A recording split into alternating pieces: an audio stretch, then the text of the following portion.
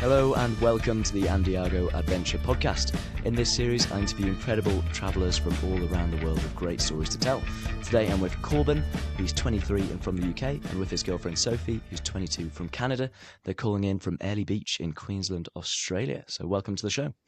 Hey, nice to be on. So good. It's pretty cool. So it's an exciting reunion for us. So we all met in Canada. There's a pretty awesome summer job we all worked at together in the Canadian Rockies. And then you guys have obviously gone off on your adventures. So first of all, I'd love to talk about Australia. I feel like Australia is kind of a traveller classic. I feel like it's kind of a must-go-to destination for everyone. And you guys are there on a working holiday visa. So it's not something I've talked about on this podcast before. But for me, I think it's the best way for people to travel, especially at a young age when you might not have loads of money behind you. So I'd like to ask you guys, first of all, does Australia live up to the hype? And how did you guys find yourselves both choosing Australia as your to-go destination? Yeah, I think it definitely lives up to the hype. Yeah. I think we'd better off answering the second part of that first, of like why we're even here. So we worked together at the ice, and one of our friends there, Toby, he was like, oh, you should come to Australia when the season ends. And it was really, to be honest, a bit of a whim. Yeah. Not that I'd never consider, you'd considered coming here. Yeah, I've always wanted to come to Australia just because it pulled to me. But I'd never even thought about coming. I kind of, not almost wrote it off, but it was never somewhere that was completely on the radar that I always wanted to go. I always knew I wanted to go to Canada because I always want to go to the mountains, but I never knew that I wanted to come here. So it was more of a whim decision for me to come over here, but it's paid off. It's an awesome place, and I'm glad we've came.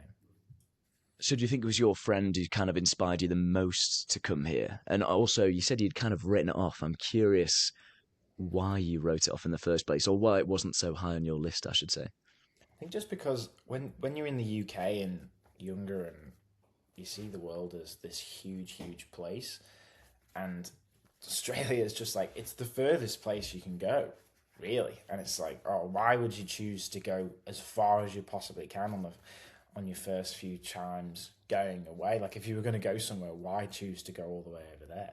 So it's not that I wrote it off, but I just never considered coming because I just thought, oh, it's way too far. Like, there's no, I'm not completely pulled to go over there, but I was pulled to go to Canada and go to the mountains. But then when Toby was like, oh, the end of the season, what have you got planned? I'm like, well, nothing. He's like, oh, you should come to Australia. I'm like, yeah, sure, okay. So that was kind of a bit of a whim. Yeah, for sure. And then work-wise as well, obviously, you guys are, hopefully saving a bit of money there as well, which will fund more travelling. But obviously you've done, for yourself, Corben, you've done Canada and then Australia, which I think in some ways, for us as Brits, a lot of parallels, both former British colonies, so very culturally the same as us, very easy to kind of assimilate, and also big old countries. Obviously for us in the UK, we've got a lot of history and a lot of good stuff, but the scale and the lack of wilderness, we have countryside, but no real, in Europe, generally speaking, it tends to be more countryside than wilderness. How would you sort of compare the wilderness areas, do you think? I suppose for both of you as well. I suppose, Sophie, you've got a different angle having grown up in Canada, so you might see it with different eyes to us. But how do you compare the wilderness in Australia to Canada? And who would you recommend going to each, if that makes sense? Who do you think would lean towards either one? I think, well, first off, Australia is such a big place that the actual nature changes dramatically. Oh, yeah. Across the country. So there's loads of different types of wilderness over here, but one of the main things is a lot of it's very similar where you are. So if you were to drive for 5 hours in the UK, many things would change. But in a place where it's so large, these places are very similar for longer stretches of time. So if you go from Central Australia in the desert at Uluru to Airlie Beach, Queensland, it's very, very different, but they're very far apart. So it's like driving from the UK to Switzerland. It's of course it's going to be very, very different. But the wilderness here is very drastically different to in Canada, but again, it depends on where you go. So like where we were in Canada in the Rockies, the mountains are outrageous. It's just you're surrounded by these huge peaks all the time. But here it's a lot older in terms of Earth. It's a very old continent, and a lot of the mountains are a lot smaller, and that's the way it works, especially up here. Yeah, there's no real hikes. It's all bushwalks. Yeah, the hiking is very different. There's a lot of bushwalks we found, especially up here. There's a lot of bushwalks compared to what in Canada where it's more open spaces. So you see these open forests where you can really see through and see a peak in the distance through the trees.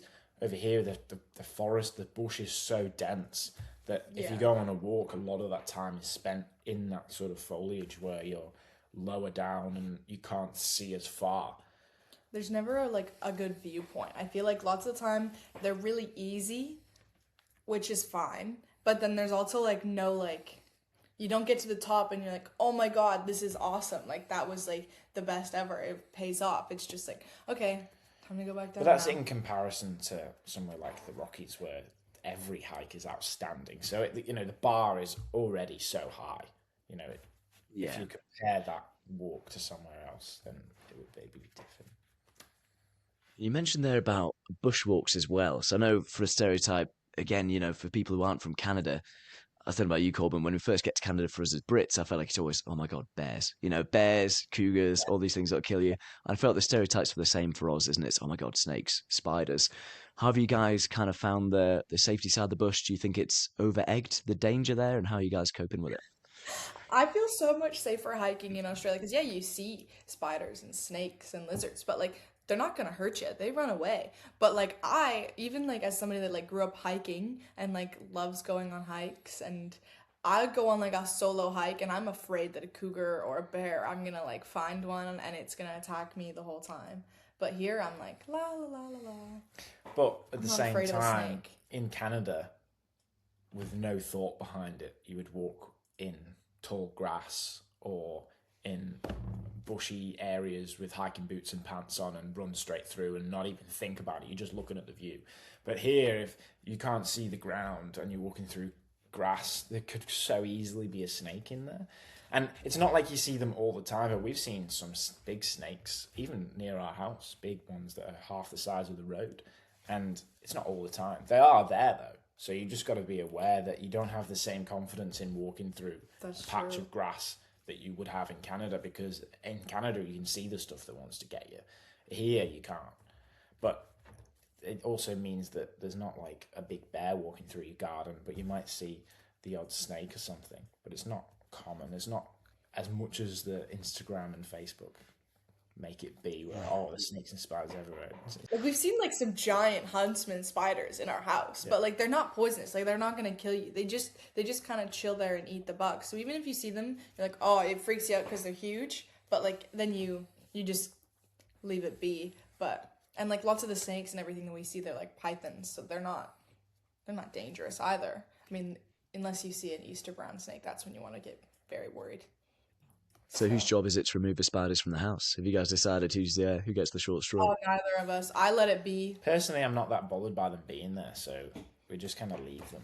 But our housemate, he's Fijian, and we had this big huntsman, and he just picked it up with his hands and put it outside. He's fearless. He just will take the spiders and any of the stuff, and he'll just remove it with his bare hands, which is crazy. There's a video of him from work, and he just picked up this snake and he just take it outside. Jesus, different way of life, isn't it? God, what we look back in the UK is badgers and deer, nothing that dangerous, nothing that, yeah. And then I wanted to talk a bit about working holidays, because I think we mentioned before about how you can earn money and travel. So obviously, Corben, you've done two now, I believe. You've done one in Canada, one in Australia. Of course, for Sophie being from Canada, you obviously didn't need it, but you've got a country big enough to travel around before you've come to Australia. So I want to chat to you about the sort of the visa process for Australia. How does it work, and what is a working holiday visa, and how have you found them so far? Well, first off, the working holiday visa for Australia is incredibly easy to get. It's so easy. For example, when I got my application, it's a simple online application. You fill out some forms, generally what you would do, and then you get two emails. One of them is you've applied for your visa, thank you. You've applied, it's been sent in, and the other one is congratulations, you've been given your visa. I got my congratulations, you've been given your visa email before the email that said you've applied. It was like that. It's straight away. But with the Canada one, it's a lot more different. You've got to do biometrics, so you get your fingerprints and stuff done. I had to go to London in the UK to get mine done before then you get applied to do the visa, and it's a bit more of a process. But with the Australia one, it's super easy. And how do you find it, Sophie? Then you found it quite straightforward as well for a Canadian passport. Yeah, I mean, obviously, I don't know what the Canadian visa like process is, but I've heard it's very complicated and it's expensive and it's annoying. To be honest, doing anything government in Canada is a process and annoying. But with Australia, yeah, literally, I remember like being intimidated by it, and then Corben was like, literally, it's so easy, and it literally took 30 minutes. Fill out the form, fill out your information, pay the $500 to get your visa, and then it's granted.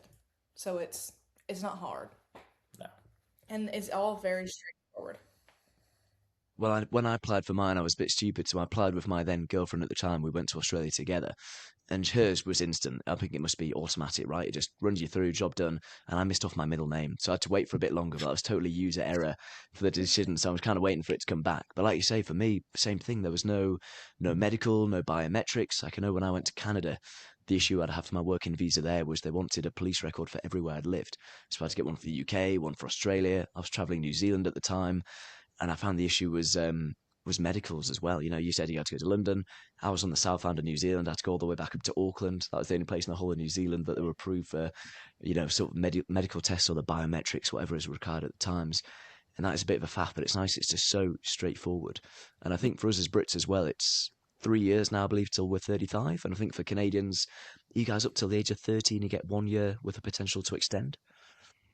Yeah, so you can get the 3 years, but you have to do your regional work to be able to extend your visa. So on your first year visa, you have to get a job and you have to work for 88 days.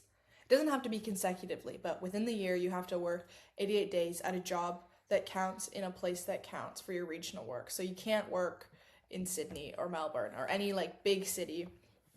You have to go somewhere like farmland or somewhere regional, so just like outside of the cities to do that, which is kind of annoying, but it's also good because then that means you get to see a different part of Australia. Like it forces you to get out of the big cities and you actually see what like it's actually like, and it forces you to travel a bit more, which is good, but also it's annoying because it's like a requirement that has to be met. So if you find somewhere and you really like it and you get a good job, but it doesn't count as regional, then you're forced to like leave that job and move and go to a different place. Or in like the case like we're at now, so once you get your first year, you can apply for your second year, and then you have to do more regional work. So you have to go, it goes up to 6 months. So half of your year you have to spend working in a more regional place to be able to be eligible for your third year. And so that's kind of what I'm doing now, is that I'm working on my 6 months. And so even though we love Airly, we can't move until I'm done. And even if I got my visa renewed and started it in November, and it's June, and I'm still not done my 6 months because it's about how many hours you work. So it's not even the day. So if you're working 4 hour shifts every day and you're not getting enough hours, then your 6 months aren't going to be done in 6 months, and it's going to take more like 8. Like I still have like 15 days to do my 6 months because I'm not getting enough hours in a job that counts. Because I actually have 3 jobs, but only one of which counts for my regional work. So it also like depends on your job. So you can't just have any job. I suppose that's a bit of a catch, is that you're there for the experience, but then if you're not careful, you might end up working I suppose, your travel time away if you're not balancing it right or getting the right work in the right place. But I Yeah. think from memory, the regional work is very varied, right? I think from memory, I think the whole of Tasmania is classed as regional. So at least I suppose you have got a few options, I right? mean, we're in a really nice place, and I'm working just like a normal job as a bartender, and that counts as regional work. So like, there's some places like if you really like big city life and you love the busyness and the hustle, then it's gonna be hard for you. But if you like small town, like kind of slower, it's much easier. There's also a list on the government website. It's just all the postcodes that count, and then you can just pick any of them. So, like Airlie Beach is a great example because it's such a nice place, but it's also a remote postcode, which also means it's very competitive to work here because everybody wants to work here because it's so nice and it works for regional work. But there's not a lot of jobs because it's a small town. The competitiveness for jobs is definitely something that wasn't really prepared for. I was like, oh, it'll be fine, because when we were at Alice Springs, it only took me a week to find a job, maybe 2, to find one that I actually wanted to work. But here it took a month before I was able to find work that was like almost 2 before I was actually starting to get real hours and make money. How do you find the housing side of things as well? I know when I was there, housing could be a bit hard to come by. Do you guys manage to? I know you're in a sort of a house share now for a few other people. Do you find that easy enough to get? I mean, everyone I know, including us, got their house on Facebook. So Facebook is where we got our car, our house, and my job on Facebook. And the Facebook Marketplace seems to be just the way everything's done here. We even saw yesterday there was a Boost Juice franchise on sale on Facebook Marketplace for $500,000. No way. And that seems to be the way that people do it because they want to get around like fees and stuff, and it's just an easy way to advertise. But like I said, my job, our house, our car all came from Facebook Marketplace, and the housing is sometimes hard to come by. Like, it took us a while to find the right place, but I guess it depends how picky you are and what your budget is. I think those are the two things, but we weren't particularly picky. We just wanted our place, and we ended up with this place, which is really nice just by chance. But the photos that we were shown were not anything spectacular. They were just like a 2-pixel photo of the room. We were like, that'll do. Like, we don't need a nice place. Just that'll do. yeah. And we signed like a lease on scene. So And I think it can be trickier if you don't have a car. Like if you need to rely on bus routes or walking distance, it's definitely like, I think houses in town are a little bit more competitive and probably harder to come by. Like a room that's like walking distance to the main street, because we live a little bit outside, but we have a car, so it doesn't really matter because it's only like a 15-minute drive. Oh, ideal. And Airlie's quite a small place as well, right? At least it's still not miles away. No, everything is at least like only 20 minutes away. yeah, and there's only like 3 traffic lights, so it's okay. So from when you guys landed then, I'm curious because it's always the hard thing with, say, Canada or Australia.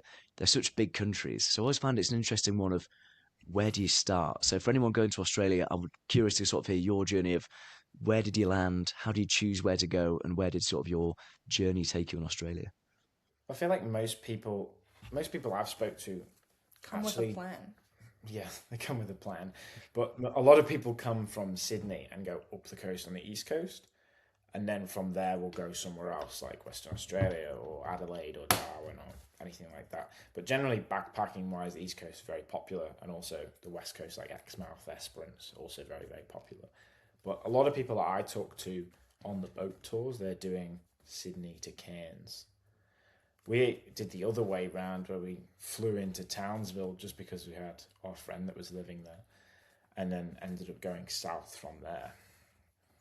So, but really, you can start anywhere. Like, there's no bad place to start, but it does make sense to go in one direction. So you could start north and head south, or start in the south and then head north, but just do it coast by coast. I suppose for you guys as well, you're obviously in Airlie Beach, which is, Queensland, which is northeast Australia, obviously a bit warmer.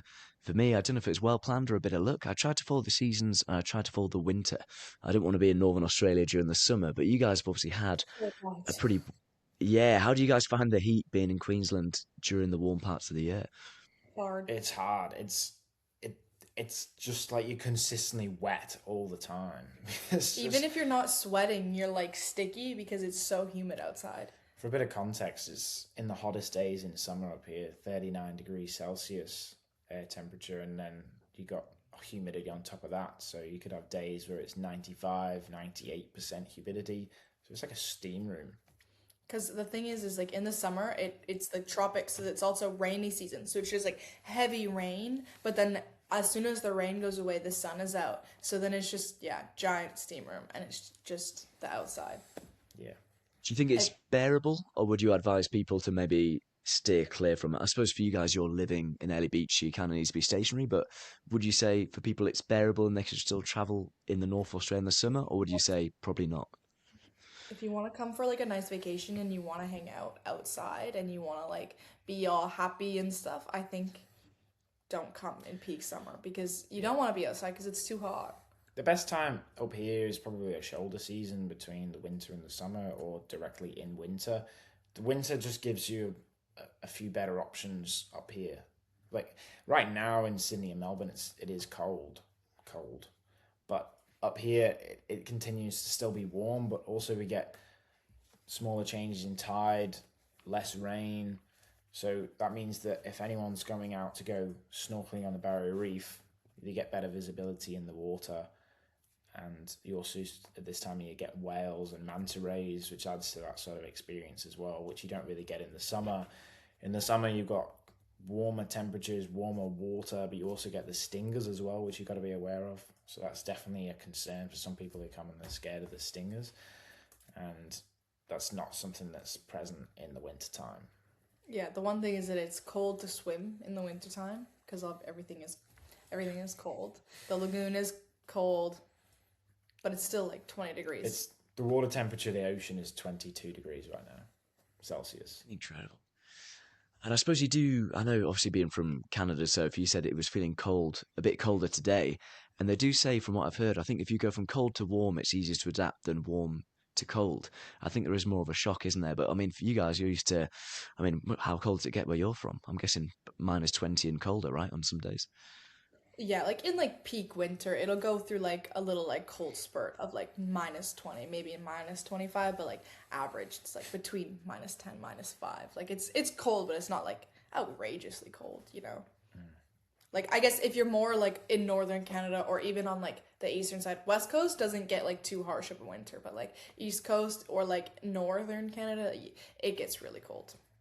So It's funny because you say cold but not too cold, but I think that's to clarify, by Canadian standards. I think, yeah, compared to a lot of people, especially from the UK, this is mind-blowing. but the thing is our summers do get really hot. Maybe like not like hot in the mountains or like high altitudes where you are, but it still gets like 25 degrees there. But where I'm from, it would get to 40 degrees or just above 40 degrees in the summertime. In like if you'll have like a heat wave like for a week or two, but it's like 30, 32 degrees in the summer. So it gets hot summers, but then cold winters.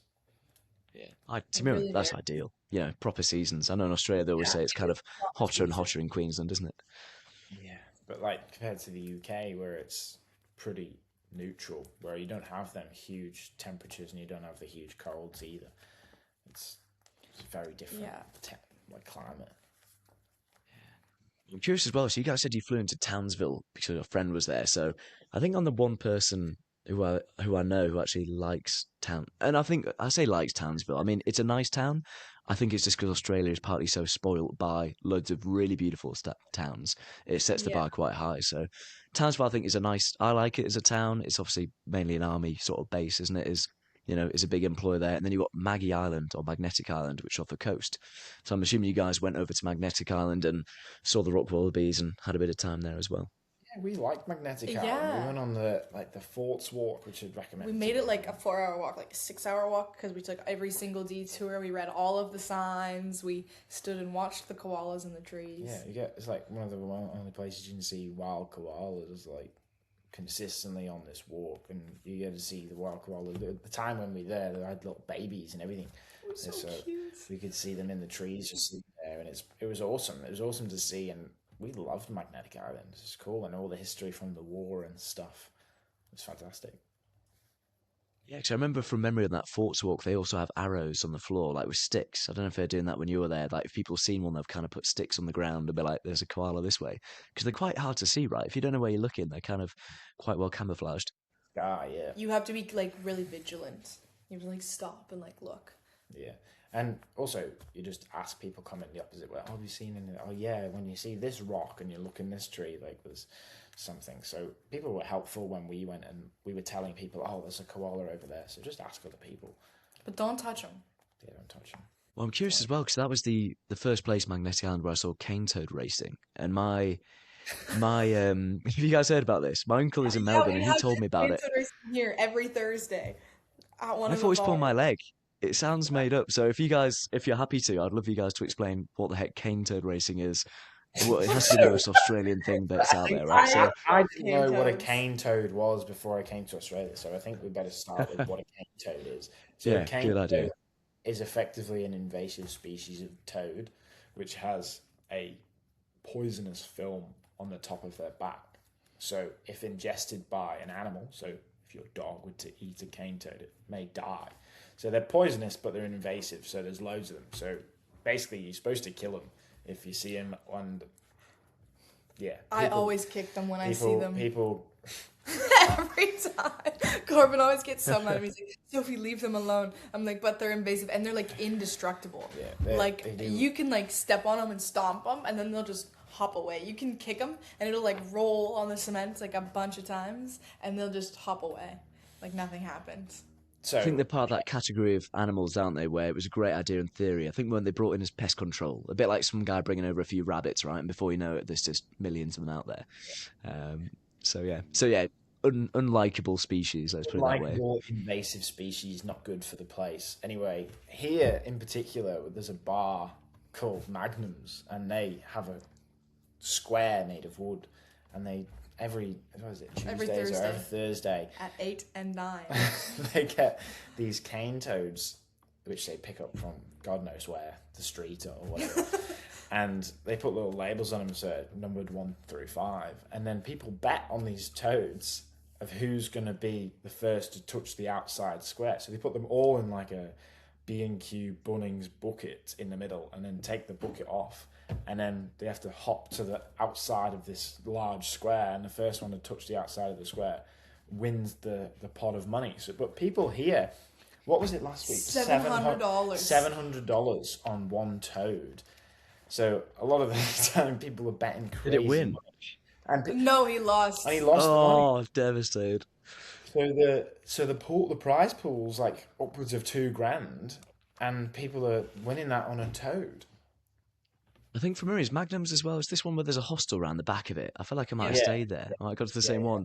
Because I feel like it is a bit of a dick swing contest, isn't it? They'll kind of auction off the toads at the start, they'll put them down, let them hop a bit, and they'll kind of outbid each other. Great show though, great entertainment, isn't it? Oh, it's so fun. Every time you go, like the energy is just insane. But I thought it was like when I first heard of it, we used to do frog races when we would go camping as kids. Like we would always do this one camp with my dad's work, and we would go and we would catch frogs. There would literally be like a start and a finish line, and it was like whatever frog hopped the finish line. But this one was different, and I liked it. It was so fun because like the betting is also even if you're not betting, it's so fun to watch because people just bet like hundreds of dollars. It's funny because it's someone else's money. Yeah. So it's. I'll be honest, I've bet on a few as well. I've never won. There's one where it won one race and then no one bet on it for the next time, and I should have bet, and my doubt crept in. I'd already lost quite a bit of money, and I thought of all the ways to lose money, betting on toads, probably not high on my list for smart ways to lose it, but anyway, you live and learn.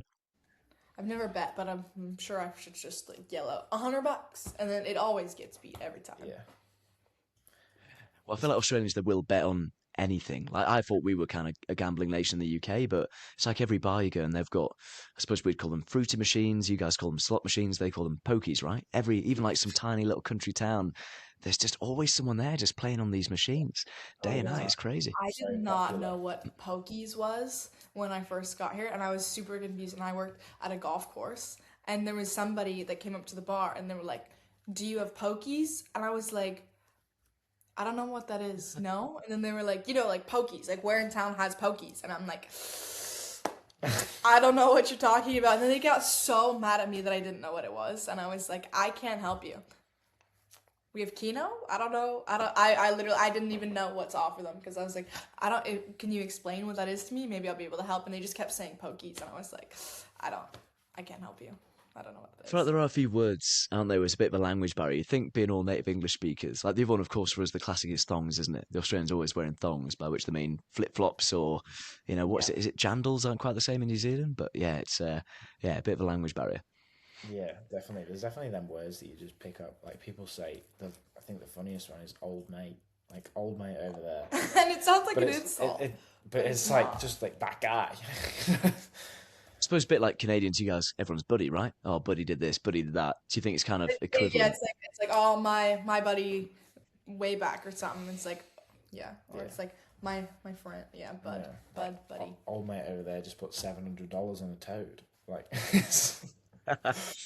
good way to spend a week's work. Yeah, definitely. I feel like one time somebody was walking past me and I was like, oh hey, how are you? And they're like, oh, how you traveling? And that one really threw me off. I was like by car. Like, like I walked here today. What do you mean by that? And they just like were like, oh, like it was just something to say back. Like I didn't need an answer. Like it was just a hey, how are you type of thing. And that was really embarrassing for me. They've got some quirky ones, eh? Yeah. Well, how are you guys finding the culture as well? Because I suppose you guys have got a very interesting perspective. Obviously, Corbin being from the UK, Sophie being from Canada, they're very similar to us guys in a lot of ways. But where have you guys found sort of the cultural similarities, and where have you found some differences, I suppose, between us and the Aussies? Well, everybody likes Canadians and like British people, so that's also really nice. They find out you're from Canada. Like all Aussies, like Aussies love to go to Canada, and Canadians love to come to Australia. So it's like always like a swap. Yeah. So people are always like, "Oh, that's so cool! Like I've always wanted to come to Canada." Like like Banff and Whistler, and I'm like, classic. Like Yeah. snow Yeah. season. It seems that most of the people you meet who are like grown up here have or want to go on a ski season in Canada.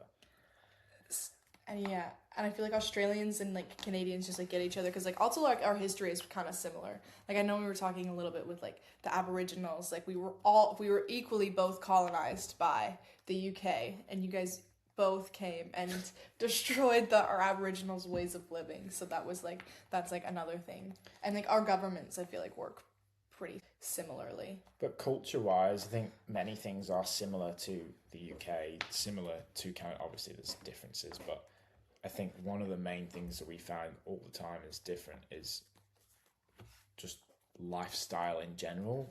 People are very fit. People, Get the up focus early. on getting up early and going to bed. Everything's shut pretty early. In the UK, if you go on a late night Tesco run, things are open till 11 o'clock at night. But there's just not seems to be not the case here. Maybe in the bigger cities, but especially in somewhere like Early, everyone's up very, very early. If you go to the gym at 5 a.m., the car park's full. You seem to be, if you're getting up at 6:30, you're late to the game. And people are up early and very fit, and everyone's running or cycling. Or I've taken up more fitness stuff now since I've been here, just purely because it seems to be that everyone is doing it and it promotes you to do more. It's a very motivating sort of culture. Yeah. Like people in Canada and people in like the UK are like everybody like wants to drink. There's heavy drinking cultures in Australia, in Canada, and in the UK, but like here, like everybody likes to drink, but like also they like to get up early. And lots of people are like, yeah, very focused on their fitness. Like you get up like at sunrise and then you go on a late night adventure, what feels like, and it's 8 o'clock. I'm looking at the clock, it's 8:30, and I'm like, oh, it's like time to get ready for bed, It's bedtime. you know? I suppose it's interesting because a lot of countries with warm weather, they have like a siesta, they'd have like a lot of Mediterranean countries and Latin American countries. They tend to have a bit of a break in the middle of the day to, get out the sun. Whereas I feel like Australia being a British colony, the work ethic is you go to work 9 till 5, and they've kind of weirdly kept that when I feel like it's almost not lended to the environment almost. It kind of would make more sense surely to chill out for a bit in the daytime and then, work a bit later. But also, I think because it's so hot, especially up here in North Queensland, when it's really hot in the day, the only time you can do anything is early in the morning or late at night. So if you're going for a run, if you try to run at 11 a.m., you just pass away. Like it's so hot that it makes it so much harder. So going for a run at 5 or 6 o'clock in the morning or 8 p.m. makes sense because it's so much cooler. Yeah, I think maybe that's why. Like, lots of people also start work really early, and then they're off by like 2, 3 o'clock when it's like really hot. So Yeah.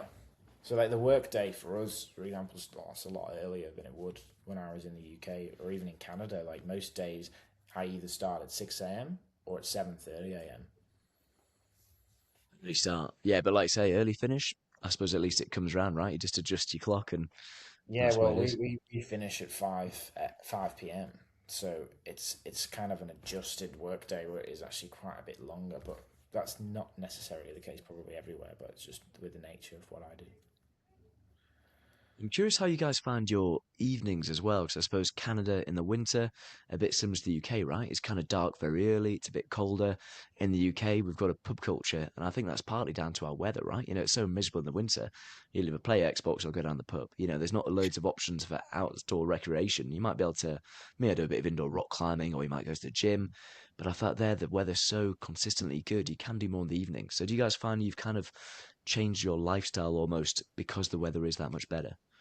I have 100%. Oh yeah. I think the weather is one of the biggest impacts on your how you live your day. Like we went for a run last night after work. It's dark outside, but it's still hot. So you're promoted to go outside instead of it being, oh, I'm going to put a hoodie on and whatever and go for a run. It's shorts and t-shirt or just shorts. But it was cold, but it's so you could go on a run because the sun went down. Yeah, so you can go outside, or we go for a bike ride or whatever. So you're more promoted to be outside when it's dark because it's not cold. But also, like, the difference, like, between, like, winter and summer, like, the sun isn't setting at 4 p.m. in the winter and then setting at, like, 10 p.m. in the summer, you know? It's either it sets at, like, 6 o'clock, or that it sets at, like, 7:30. Like, there's not that, like, huge variation, which is also a little bit different. Easier for routines, right? If it's more consistent with the weather, you can kind of just carry on as normal. And I suppose, like you say, if you get up early for a run, it doesn't matter. I suppose if you're in the summer or the winter, right? You just keep that same routine. And Yeah. I suppose in England, that's where I fall down. I used to go running, but then it gets to winter and you're like, oh, I don't really fancy it. And then when you fall out of routine, it's hard to pick it back up again, right? Exactly, and that's what's good about here is you can utilize that time before and after work because of the temperature that we end up being able to do more. And yeah, you're able to just stay so consistent with it, and you like it. You know, you know that you feel good when you do it, so it's more easy to do. And yeah, whenever I don't work super early in the morning, so I'll like drop Corbin off at work, and then I go for like a little walk. I get a coffee. I'm just like enjoying my life and like the sun, and it's nice. And there's always other people out there as well. So people are walking their dogs, having a walk, and you could stop anybody in the street and have a chat to them. The amount of times I've been stopped like on just like my morning walk it's not like astronomically high, but it's like high enough that it's like, oh yeah, like it's a nice place to stop and have a chat. Like most Australians are so friendly, and like everybody is so good at small talk. Like you're always small talking with people all the time. But in the UK, if you were to approach a random person in the street at 6 o'clock in the morning, you'd be like, "What are you doing talking to me?" You know, that's some very wake it up. It's a very different reaction to what you'd get here. It'd be like, "Good morning, how you going?" And then it'd be like, "Just tell me about your life. What did you do yesterday?" And I've never talked to this person in my life. But in the UK, who are you? Like, I just feel like it's a little bit more not as received well. Yeah, and it's funny because that means we should be very similar, right? We're still, sort of the same ancestors and all the rest of it. But I wonder if it is maybe partly the climate that's done that, or maybe, the convict joke again. I suppose all the little rule breakers gone down there, and they're the fun ones. Let's be honest. So maybe that's part of it as well. Yeah. Yeah. Well, I think it's a lot of it has got to be the climate. I think the climate, You never realize how much weather has an effect on you until like and I don't look at the weather because you just know that you're going to wake up and most of the time it's going to be sunny. And even when it rains for a bit and then it goes back to being sunny again. yeah. I suppose everyone in the UK gets SADS, isn't it? Where it's like you haven't seen the sun for like 2 weeks. Oh. Everyone gets a bit miserable, and I think it's tough, right? Yeah, 100%. And when you're outside and you get the sun, it makes a massive difference to your life. Yeah. I was really excited to go home for Christmas because I was like, oh, like the snow, like it'll be nice. I'm like super excited to see my family. But then when I was there, I was like, wow, like I'm really excited to go back to Australia and get into like my routine. Like I just want to go for like a walk in the sun, you know? Yeah, it'd be interesting when you guys leave to see if kind of how you remember Australia, because I suppose you almost get used to it, don't you? You get to use that quality of life. And I think it's always hard. You always look at somewhere with rose-tinted glasses, isn't it? Like if you look at Canada, I'm sure you'll probably remember, hopefully, a lot of the best bits. And maybe when you leave Oz, you'll remember, those morning walks, and the cafe culture as well is amazing, right? It's all these little independent cafes, and it seems to be a big part of their sort of culture over there. Walk into like any cafe and it's good. Like it's crazy. And they're all like, yeah, everything is like independent. That was like another thing. Like all the restaurants and stuff, they're like owned by people here. But in Canada, or like maybe it's just like, because it's like a very American corporate thing. Like most restaurants, it's like White Spot, Boston Pizza. Like it's all like, they're all Earls. Like there's same restaurants everywhere. But here it's like everywhere you go, it's a little bit different. Like you don't get like all those big chain restaurants. You get like, well, you do in these cities, but not maybe, yeah, I guess in the cities, but like areas. here it's definitely more independent. But even like in small town Canada, like you don't really have, like you would have like one like chain restaurant.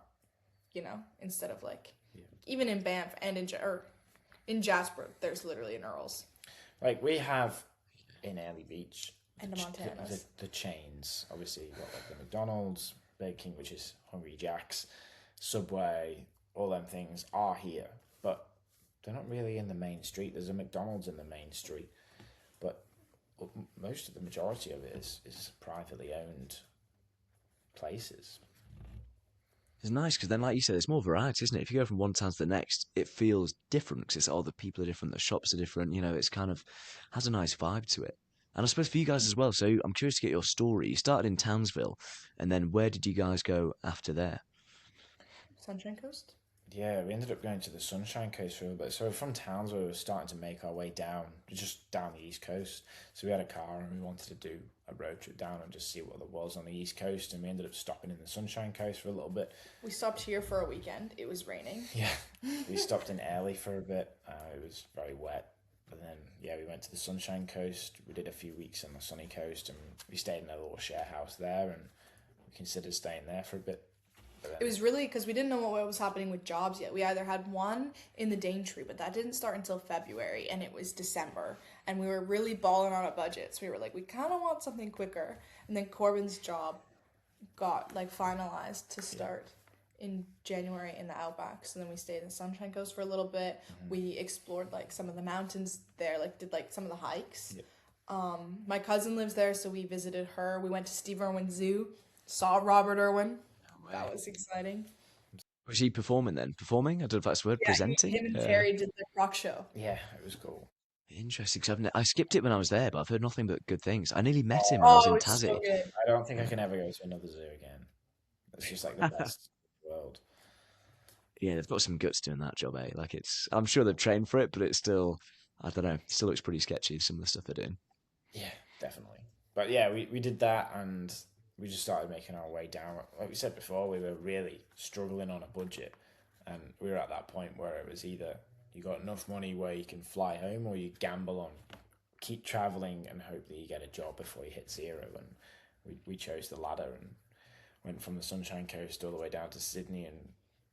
And in that time, I got offered a job in Central Australia by email. So you kind of knew that you could keep earning your budget and know you were going to get some work. Then, so you guys had a big drive then. You're driving from Sydney, which is on the east coast of Australia, pretty much bang into the centre to Alice Springs. So how do you guys find the drive across? What do you guys see going from the coast into the interior? And how do you kind of find the driving, the animals, and the landscapes? So, I definitely slept the whole ride almost. So I did all the driving. Sophie did all of the sitting there. And first, we took a Ford Fiesta. So it's not a big car at all. It's a tiny little hatchback. And we took that thing from Sydney to Alice Springs. And it's over 3,000 kilometres. So 3 days, a 12-hour day driving, a 12-hour day driving, and another 10 or so hour driving. Over 3 days, just back to back. And we just kind of worked out a bit of a route where we could do them lodge stints and then stay somewhere overnight. And to be honest, from that the direction we took was like interior. We didn't go straight to Adelaide. We just kind of went straight across the country and then up. There's not really much to see out there. It's a lot of nothing. And you really realize how big the country is because it's the best way I can describe it is like it's a Minecraft super flat world. Is you can't see the end, it just keeps loading in. And it's literally so flat. It's unbelievably flat. Are we talking proper Australian desert where it's kind of the odd little shrub here and there, pretty kind of red gravelly desert, not Sahara style, that kind of classic outback Australia vibes? We kept some red dirt, actually. Yeah, it's absolutely typical Australia desert. And one of the things that I really remember is in the proper centre of Australia, the speed limit ups to 130 kilometres an hour. So we're doing 130 kilometres an hour for like 6 hours in a straight line. And then there just happened to be some roadworks. Do you remember this? You're going super quick and turn up to this roadworks and it's a little traffic light. So we stopped after 6 hours of driving in a straight line. And there's this like light shrubbery on either side of the road. and it just felt like the whole world was moving away from you. Just because it's so flat and everything's so similar, your brain doesn't really comprehend that you're moving. It feels like even though you're going so fast, you're going quite slowly, and then when you stop, you get that weird sort of motion. Oh yeah, yeah. I get that, like sometimes even just pulling out of the driveway because I get a little bit confused. But It's interesting though, isn't it? It's just so big, especially for like Europeans like ourselves. Obviously, in Canada, you've got some pretty long roads, haven't you, and pretty straight roads. But for us, it's still it shell doesn't shock. really intimidate me at all. Like being like, I mean, there's a whole lot of nothing when you go out the window. But I grew up like driving 8 hours, 12 hours to go visit family and stay there for 2 days and then drive back the same weekend. But So- that's completely alien to someone from the UK. If you go on a family holiday in the UK, it's like 2 hours away. Even if you were to drive from far north of England to London, it's 5 or 6 hours. To drive 3 days in a straight line, you'd be in mainland Europe. You'd go so far. You could go through so many different countries, and we did it, and you're still in the same place. But I mean, yeah, doing those kind of stints back to back to back is definitely different, and it's hard. It hurts your back. It's just like, Yeah. And then, sort of wildlife wise as well, anything running around out there? Have you seen many kangaroos and stuff? yeah, kangaroos. We had a few dingoes really in the centre of Australia. Camels is a big one, but I didn't realize that there was wild camels in Yeah. Australia. And then the other one is cattle. Cattle's a big thing because a lot of the roads are so flat and they're on farmland, so there's no fences. It could be unfenced in parts of it. Some parts are fenced, but there's a large portion that is unfenced, where you can have wild cattle that's on the road. So you could be going 100 kilometers an hour and there's a cow in the middle of the road, or a camel, or whatever. So we had some wildlife. And of course, like if you drive at sunset or sunrise, you get more kangaroos and things like that in the roads as well. Oh, There's near so many misses then. I know kangaroos are a bit, they're not the brightest, are they? No, I had more near misses and close calls when I was doing, because my job in Central Australia, actually just started driving coaches through the night, and I had more time with near misses with cows and camels and some kangaroos during that.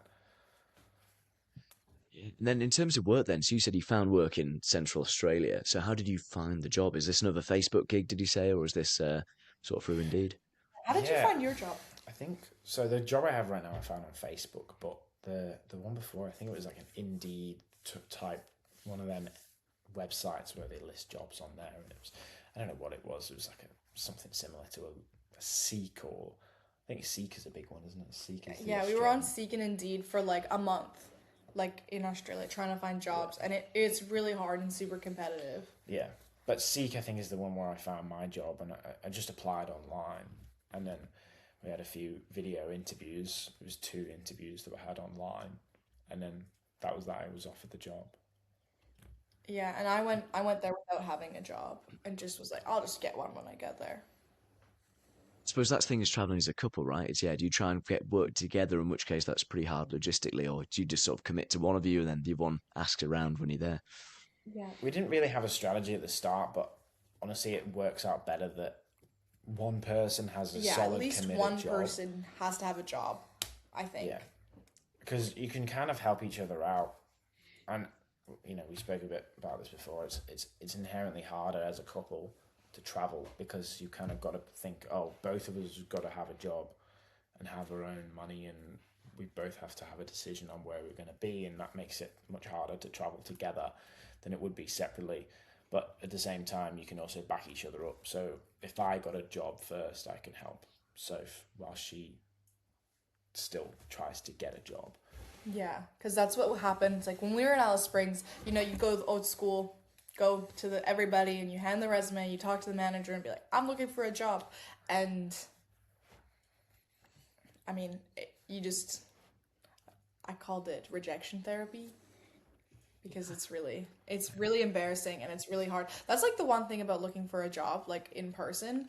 It's so embarrassing feeling. Like, I don't know if I'm the only one that like feels like that, but online it's like fine because you're just rejected over email. But in person, you just get told to no over and over and over again, which is kind of hard. But then also sometimes you get a job and it's like not something that you wanted to. I remember my first job interview where I got the job was at like this bar, and it was just the whole clientele was Aboriginals, which is fine, but they have a tendency to like overdrink and be more aggressive. I mean, anybody can, but in the interview he asked, he was like, how comfortable are you like cutting people off and telling people no? And I was like, well, I'm like, I can do that, but like it's never something that you want to do, because if you cut anybody off in any job ever, they always get angry that you cut them off. So I asked, and they have like multiple security people in every room. So I was like, this has a lot of red flags. And then I went to another place. Corben was like, oh, have you checked out the golf course? And I was like, no. But I like emailed them before I went. I went in the morning and they're like, oh, the manager's not in. And then I went in as soon as he went in and he's like, I heard you're looking for a job. I was like, I am. And he was like, well, perfect. And then, so it worked out good because it was in a nice area of town and it was a good job. But I think that's a good way to do it though, because at least you get an instant feedback, right? If you ask and they're like, "We're not hiring," but at least if they say, "Oh, we've got something," you could start. I've had some jobs in Australia where I start the next day, right? You can get quite a quick yeah, turnaround, rather than Indeed, they might take a couple of weeks to get back to you, and then it's all just kind of a slow process. So I know it's a gamble, isn't it, if you rock up somewhere, but at least it's a very quick sort of turnaround for you up and running, actually earning again. Also, one of the main things is just timing and luck. Like you could places that are small because they've got such a backpacker population where people are coming and going. If you walk in the same day that someone just quit, you could literally have a job the same day or the day after, and that makes it easier but also harder in a way.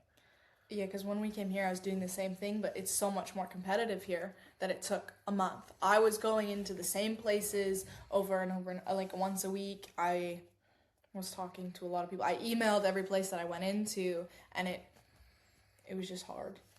It's really hard on you mentally, and it's so embarrassing, especially like feeling like they tell you, they're like, oh, we just hired 2 people yesterday. And it's like, it's, Yeah, it's tough. You just missed out. But I suppose at least, I mean, you've been to a part of Australia. I suppose Alice Springs, is one of these touristy places. And I'm guessing if there's a lot of backpackers, there probably will be a bit more turnover of staff. So at least you might be able to sneak in, like you say, at short notice.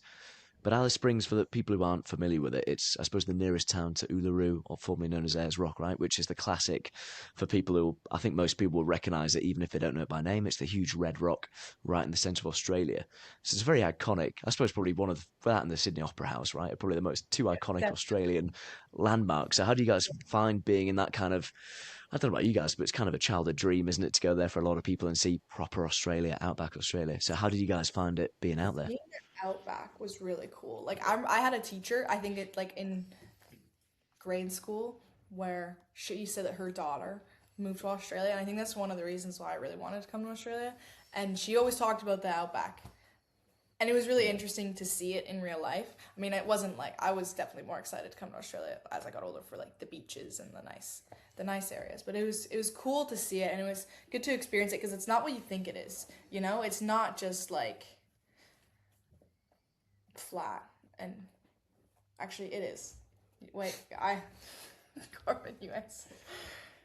I think when you think of Australia as someone who's never been here before, the 2 things you think of is the outback and the Great Barrier Reef. Yes. And they're 2 things that we've managed to tick off in terms of living and working on or near. And that's outstanding that we've managed to fall into that sort of environment. But out there in Central Australia, it's a very, very unique place. You say that Alice Springs is the closest town to Uluru, but it's 5 hours away. It's not close. And it's still the closest place. The actual town that's connected to Uluru, which is basically, I would call a service area where it has hotels and stuff, which is direct access to the rock. Yulara is not. It's not a town. It's an area with some shops, like basic amenities really, and some hotels and stuff. But it's not particularly built up. Alice Springs is definitely more of a town, but yeah, 5 hours away. And it is a long way for a lot of people to travel. Many people would fly in, but to drive over there is crazy for most people. It's just way too far to drive. You spend days just driving on the road. And then even Alice Springs as a town itself is not exciting. I cried the first day we got there. I was like, we drove for 3 days, and we're here, and this is what it is. Like, I was like not excited to have arrived. I suppose it's hard, isn't it? You've always got a romantic image of these places, and then to see it for real, is, I suppose, like you say, a very remote town, right? So, what was underwhelming? It is just, I'm assuming, not as picturesque maybe as you thought. What do you think for yourself? Like when you first got there, what? I just like wasn't. I wasn't exactly thrilled to be in Alice Springs. Like it wasn't. It was just kind of like where we needed to be. But we were like trying to have like a positive outlook on it. Where we're like, well, it's the Outback. Like you got to see the Outback. It gives us real experience. So we were like, but then when we were there, it was just like, yeah, it wasn't an exciting place to like land. No, but like especially after driving for so long. I mean, also spoke before, like we effectively had no choice. It was our only job that we could get after spending a month or so applying for roles, and we were on the end of the tether in terms of finance. Like it was, you're committing to staying because you've got no other choice. You can't fly home anymore. You don't have enough money. So it was our lifeline effectively. And yeah, it's not the most outstanding town. You see a lot of stuff online, and you can do your own research and see what Alice Springs is like, but it's very different in a way to what you see online. It's not got the best image online of what it's like, but it has its pros and its cons in a very narrow scope online. But that's generally the way of social media and normal media outlets, is it puts a narrow scope on terrible things that you see. Like there is things that happen out there in Central Australia, crime wise, it's very much crime heavy. It's crime heavy, and a lot of the things that they talk about happened to us. Like we were there for 5 months, and we had people broke into our house and while stole we were some of our sleeping. things, and there was rocks thrown at our cars, and them kind of things are seen as normal. I remember when I went into work after we'd been broken into at night, and I was like, "Oh, we got broken into last night." They were just like, "Oh, that's just Alice Springs." Yeah, I remember I was late to work because like Corben he got up and he had to go to work. He's like, "Sophie, somebody broke into our house, I think." And I was like, "What?" So then I called the police and I did all the things, and then I was a little bit late to work, and then I was like, "Oh my God." Like since it's a golf course, you see all the same people every day, so I was pretty close with the members, and I was like, "You guys will never guess what happened?" And they're like, "Yep, it's Alice Springs for you." And I'm like, "Oh, so it's just normal for people to break into your house while you're sleeping through the kitchen windows and then steal your electric scooter." And Yeah, my electric scooter. and no, yeah, it was scary for sure. Well, it's a funny one, Australia, because it's like I had similar experience when I got robbed. I was at a place called Seduna, which is the last town before you cross the Nullarbor, which for our listeners is kind of this desert which goes across the South Australia. So if you're driving west to east or vice versa, Seduna is the last town in the east before you try to drive west towards Western Australia. And I had a similar thing there, and Darwin as well, experienced sort of crime in these more outback areas. But then you can be on coastal Australia, right? And you can go swimming in a very busy area, leave your bags on the beach, and you come back and it's still there. I think, God, we would not have that in England. It's just chalk and cheese, isn't it? Yeah, you wouldn't be leaving your things anywhere in the UK. If you left your phone and wallet on the side, someone would probably be gone. But here, it's like even in the gyms, there's no lockers in the gyms. It's just boxes, and you just leave your stuff in there, and no one. You could put your car keys in there for a 50 grand Mercedes, and no one's taking it. And it's crazy that there's just so much trust in the community in places like this. Like we, for example, do not have a house key. We don't lock our house. We go on holiday, you don't lock the house. And obviously it's a share house, and that's slightly different. But regardless, we don't lock the house. We don't lock the door. And that, I'm never worried about people, walking around at night and leaving your stuff about, and you can leave your car with the keys in it, and I think it would be I fine. have gone to the shop and forgot the key in the ignition a couple times. Which Corbin thinks is ridiculous. But, it has happened. And it's fine. Like nothing ever happens. It's the vast distances, I think, with Australia that really, shows. And then colour. everywhere you go is different. It could be different in Darwin than it is here, but in these certain communities, it's very, very safe. In some places, it's different. I suppose you mentioned there on the vast distances. So I suppose the question I've got to ask is, Uluru, Ayers Rock is the kind of these classic destination for Australian to go to. Is it worth people making the detour for to see it, in your opinions? I wouldn't spend more than 2 days there, but it's definitely worth seeing. There's a lot of history, and it's very interesting from not only like a cultural perspective, like to have an insight into early humans and Aboriginal people and their way of life, and that is very interesting. And it's a very peaceful place out there, but at the same time you don't need to spend a week there. And also, would highly recommend that you don't drive. I'd highly recommend that if anyone wanted to go, just fly straight into Yalara, where the airport is right next to the rock. Spend 2 days, see the rock, see Katayuta, which is also in the same national park, also a phenomenal rock formation there. Do them things and then leave, because the payoff of seeing all that is not worth driving for 3 days, unless you're doing this sort of large trip of Australia. But if you're on a budget, or you're on a time crunch, just fly in and out. Yeah. Still worth the detour, but to keep it a couple of days and then done then. Yeah. So you guys kind of stayed there to top up the coffers, and you said, I'll give you guys credit as well. You said you got to that sort of countdown where you've probably spent your sort of bug out fund, I like to call it, your sort of emergency fund for flying back home. So you've taken that decision to dip into that fund, so you're kind of forced to stay in Australia. And obviously, it's luckily for you guys, it's paid off, and you had that time in Alice Springs. You managed to save a lot of money. So economically wise, obviously, Australia pays really well, I think, compared to the UK, and especially compared to my experience in Canada, it pays really well. So tipping culture isn't really a thing, but the wages are significantly higher. So have you guys sort of find saving there? Do you think it's a good place for people to save up and then head off on their travels elsewhere?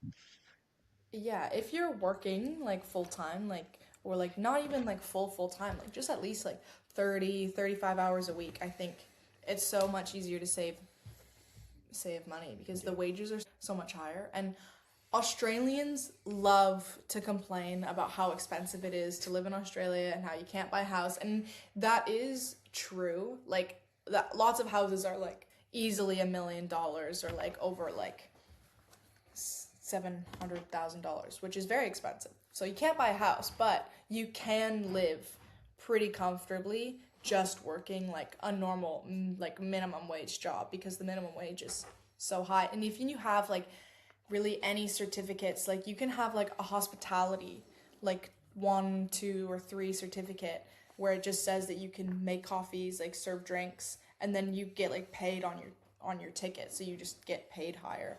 And the penalty rates, like working on weekends, you get paid more to work, but you get like paid 0.75% more to work on a Saturday, and like 1.5% more to work on a Sunday. So, and if you work early in the mornings, there's penalty rates. If you work late at night, there's penalty rates. So you just get like paid more, especially to work outside of like the normal Monday to Friday. So do you guys think if someone's new to traveling, let's say someone's 18, they're fresh out of school, they don't want to go to university, they want to travel, would you say Australia's kind of up there as a good go-to option for a first place to go to travel a bit, save a bit, and then go off? Do you think that would probably be a top contender for a good place to start? 100%. I think so. Because, like, for example, when I was saving up to travel, I was working cutting cheese in a supermarket. And it's really difficult to save money in the UK because the wages are so much lower. But if I would have instead gone away first, maybe to Australia, you're also starting your travel earlier, but you can start with less money because you know you're going to work when you arrive. So you don't have to worry about having the huge sort of back-end savings. You have a little bit less money for your flights and a bit of burn money when you arrive. But if you can start working, you're also in the place you want to be, but you're also able to earn a lot more money. So you could be on twice the amount of money, or a little bit less than twice, but amount of money that you'd be on earning in the UK. So you're not only starting your travels, but you're also earning more money for your time.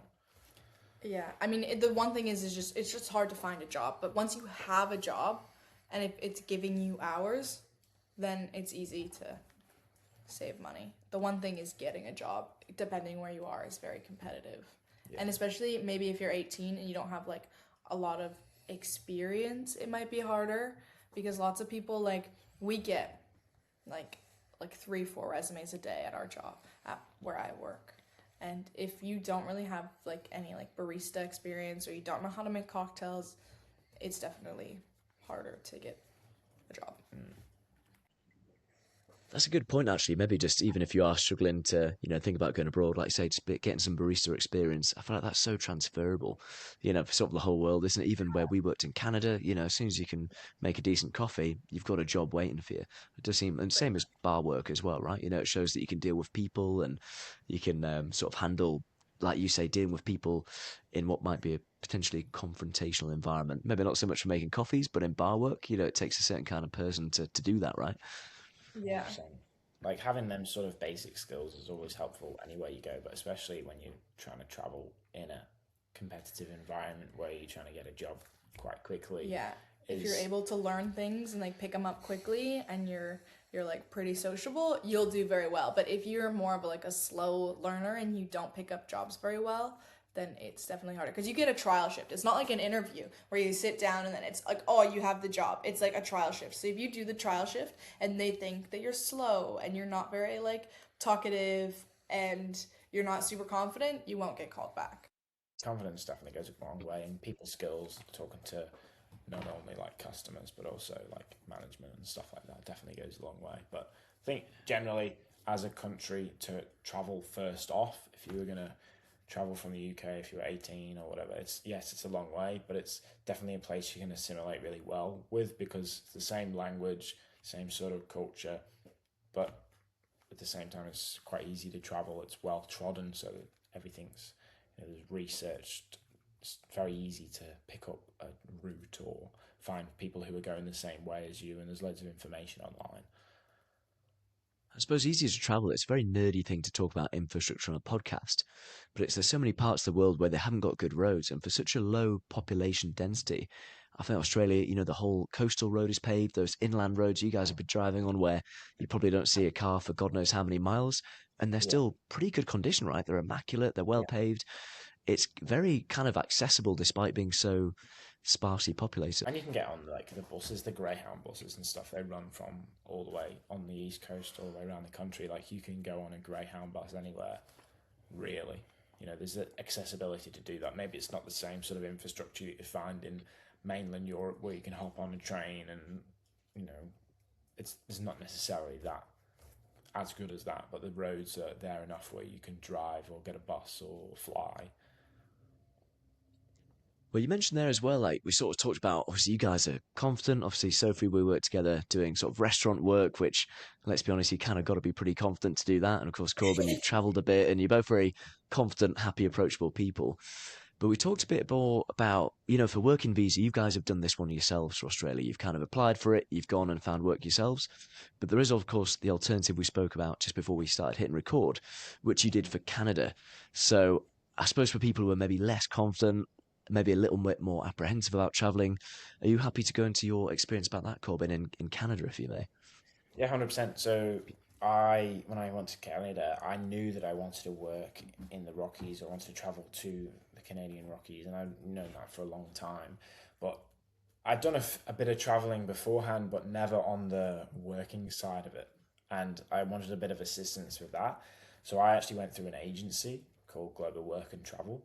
And you basically it's not really an application, but you tell them a bit about who you are and what you want to do. And you get paired with effectively like a mentor who helps you out through the whole process. So they send you like PDFs of how to apply for the visas. You can send them any questions you have via email. And then when it comes to it and you have a date set, and they can also help you with flights and stuff and insurance. I didn't do that with them. I booked my own flights and insurance and stuff because there's a bit of a premium on top of that for them doing it for you. But in terms of what their base packages is, basically they set you up with a job, and I think housing if you need it, but my housing was connected to the job. So when I put in my application with them, they send you a list of potential jobs that you could do, and you basically rank the ones that you think would be a good fit for yourself, and then they eventually set you up with an interview, with whoever the hiring manager is online. So I had an interview with the hiring manager, and then I had another interview with someone else from the same company, and then eventually you get sent either an offer or a rejection. But it makes the process super simple. Like, you pay money up front to the agency, which helps you out, but it definitely makes the process super easy for someone who's never done anything like that before. I think with a visa process like Canada, it is more valuable because it's a little bit more difficult and there's more steps to it. Like, you've got to do biometrics and stuff like that.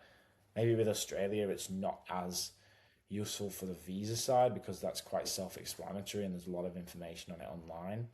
But definitely with the jobs, it could be helpful because it gives you something there. You don't have to worry about, oh, I'm going to have to go and hand out all my CVs, my resumes, and talk to all these people. It gives you something that's set in stone that you know, okay, when I fly into Canada, I've got this money, but I also have a good job starting on the 20th or whatever, so you know you've got somewhere to go.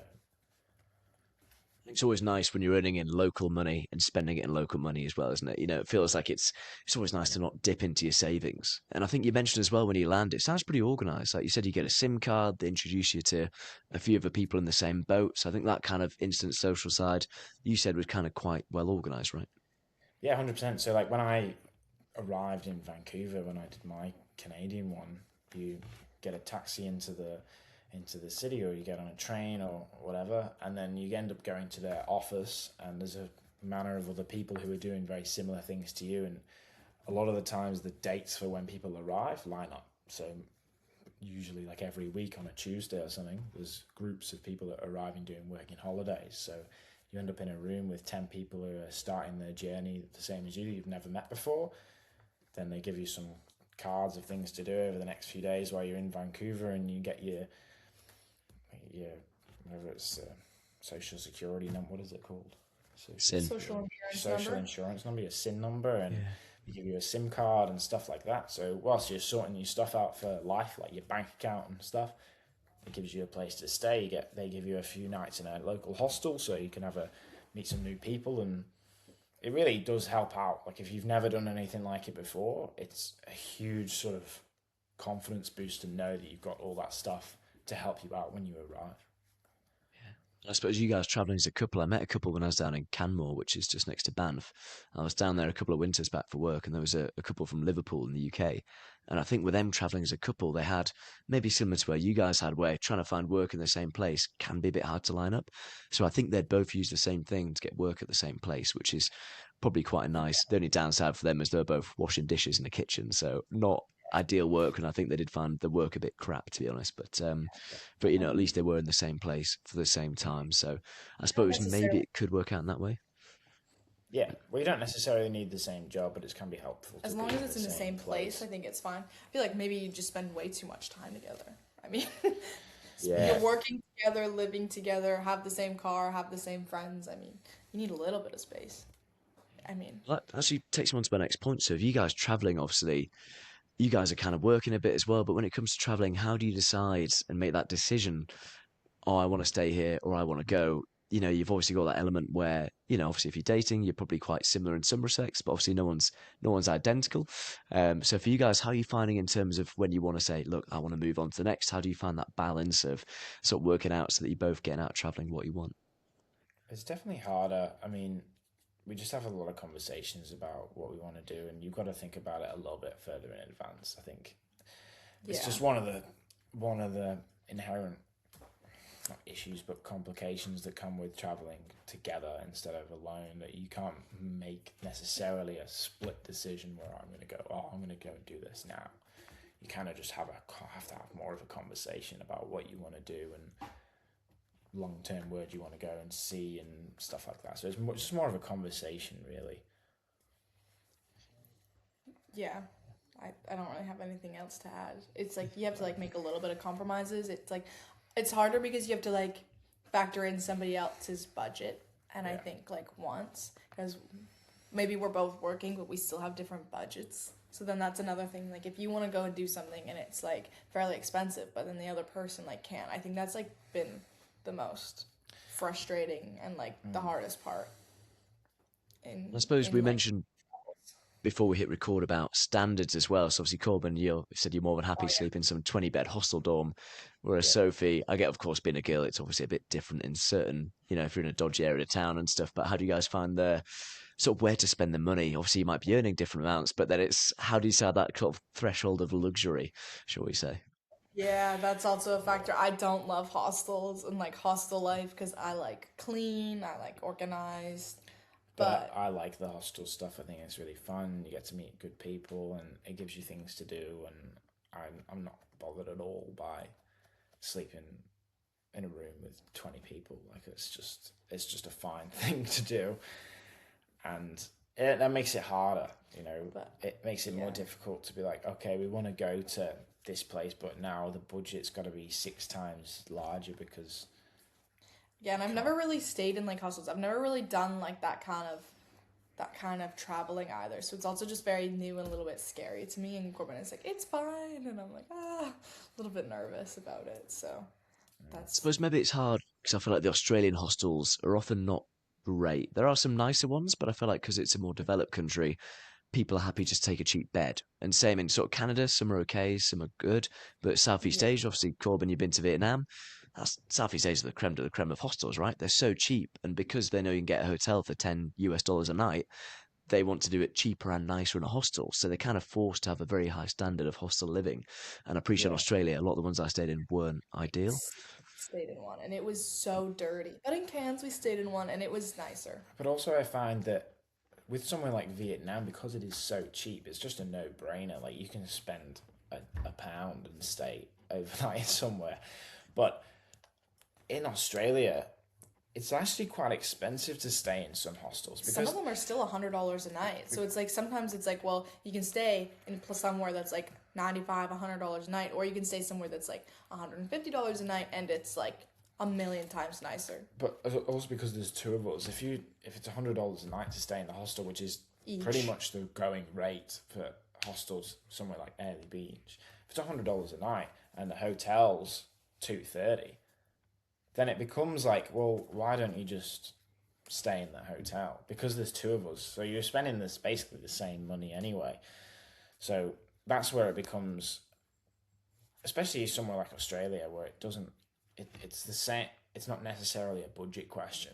If it's somewhere like Vietnam, yeah, it's probably a budget question. But here, because the hostels are now maybe more expensive, even when you were here, even it's just an expensive place to travel all around the board. I feel like it's a bit of a cheeky one as well, because I feel like back in the day, hostels where it was cheap accommodation and that meant it was very social.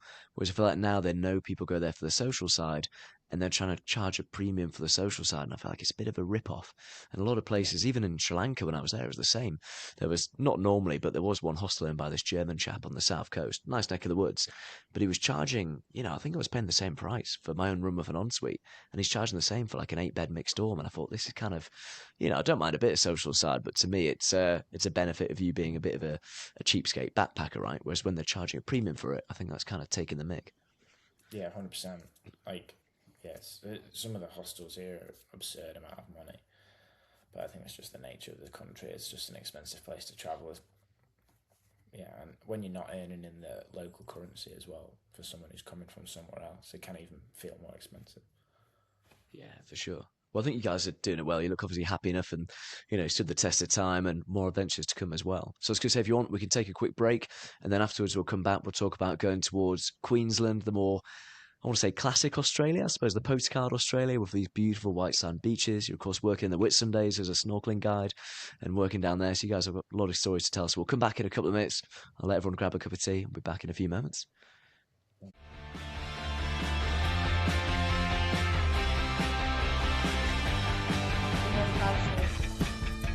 Casual eating phase. Yeah. So welcome back, everyone. Hope you had a good break. So we're back with Corben and Sophie, and we're in the casual phase. We're going to chat about East Coast Australia. So you guys know in Airlie Beach, which is, I don't know if I want to say it's my favourite part of Australia, but it's definitely got to be top three. I don't know if I could pin It's down the up top there one. for It is sure. top tier, isn't it? It's definitely up there. It's cool. Like you just come here, and like we're literally only planning on staying for like 4 or 6 months, and we've now been here for a year just because it just feels very homey. and you just like get connected, I think. Yeah, it's a very cool place to like just live, and your lifestyle is very good, and you become happy with what you're doing with work, and so it's kind of a motivational sort of a place. Like everyone's doing cool stuff and has got a cool story. Yeah, and literally like all of our like we're living in a share house, but it's in like one of the nicer areas of town. All of our neighbors are millionaires. Like they're all like Wow. super nice houses. Like you can't even see them if you look on the street because they're like Like the people who hidden. own the company I work for live opposite the road. And That's it's a pretty good. hefty company. So you guys kind of went there. Was it pretty quickly after Alice Springs? You kind of made your way back towards the east, was it? Or do you guys Yeah, go we via a went to detour? Alice Springs. So Corbin got his job, and then we did like a little trip to Cairns, and we saw like the outer reef, and we did like the Daintree rainforest. We had like a week like little holiday, and then we came here. Yeah. So it's pretty much straight away. Like we just drove. We did the same sort of thing. We drove from Alice Springs up to Cairns. Another one of them like 3 days, 12-hour days driving in a straight line, sort of journey, and then just did a few days in Cairns just to break it up, and then drove here. How do you find the Daintree? Because I loved it. Like Daintree, for everyone listening, is a pretty awesome rainforest right up in the north, and it's crazy good. We said I went all like the crocodile tours and everything. Saw little crocodiles in the river, and it was cool. Like it's a cool place. It was sick. I liked it. Yeah, Did you do Kuranda? Did you go to Kuranda when you were there? The little rainforest town. It rings a bell. Yes, I did. Is that the one where the train goes from or to? Is it? Is that Coranda? Yeah.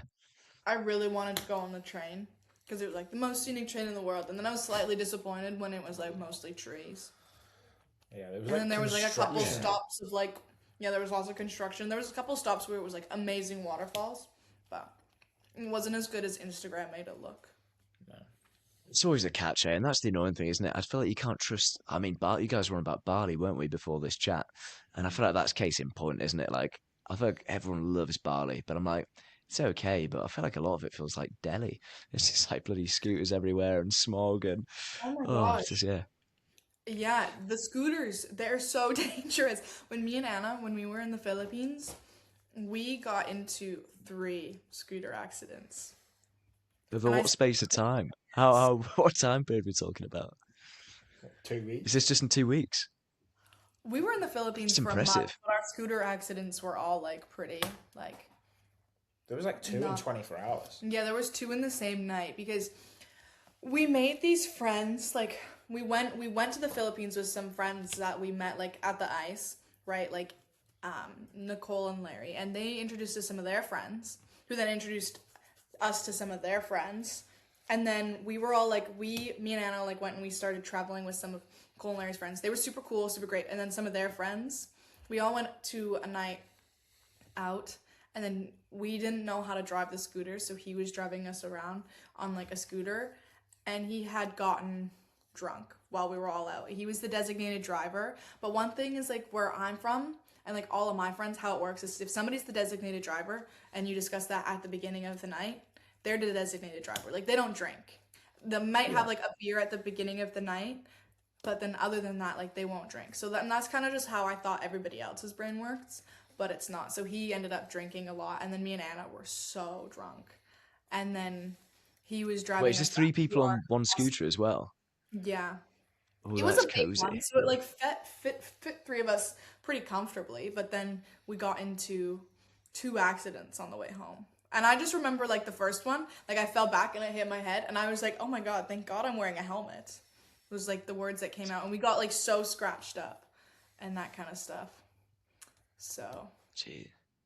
I yeah, feel like it's kind of I don't want to say a rite of passage, but I feel like same in Vietnam, right? You got these places where they're just very scooter heavy for some reason, aren't they? I'm assuming it's just cheap, hot country, right? And just seems to be a dumb thing. But drinking on one, yeah, I think I'd draw the line on that for yeah, sure. definitely don't do that. And then so then after that, I was like, "Fuck this." Oh, am I allowed to swear on here? Yeah, why not?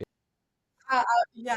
So then I was like, I'm learning how to drive a scooter, but I had never really driven like a scooter or anything before. And then we went off, like, and we went to this beach, and then I parked on the sand, and then getting out of the sand, I like just started it too fast. So we weren't like driving. It wasn't like an accident. The first two was like proper like wipe out, and it was not that great.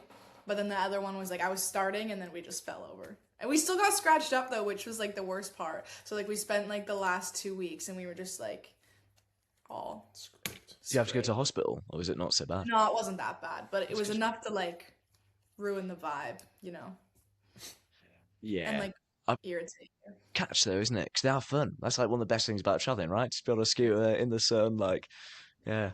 And you don't think about how dangerous they are until you fall off of one. And now I'm terrified to like go back on one if I like go back to Asia. It's like a jet ski. Jet skis are awesome until you get sent off the Oh, side. I'm not, yeah, yeah. I love riding on a jet ski. And I'm not terrified of one because every time I've fallen off, I haven't gotten hurt. But every time I go on a jet ski, I almost always fall off. Well, you guys using them on? I've only done them on the sea, and the guy I was renting it in Tenerife over the winter, and the guy's like, "Oh, don't go too quick over the jumps." And of course, that's the best bit, right? But I Yeah. can see how you get spat off it because they have some force behind them, right? 100%. It's just so quick if you get a good one. But Yeah, yeah, we have a Are you couple. using them at work then? You guys using them there? Do you guys get no, jet skis for work and stuff? no, we just have ours are speedboats. So there's like 8 of these basically speedboats. So they're ex-rescue boats, and that's what we go out onto the reef with. So it kind of handles like a jet ski. So but it's It's still crashing down, still getting a bit of impact.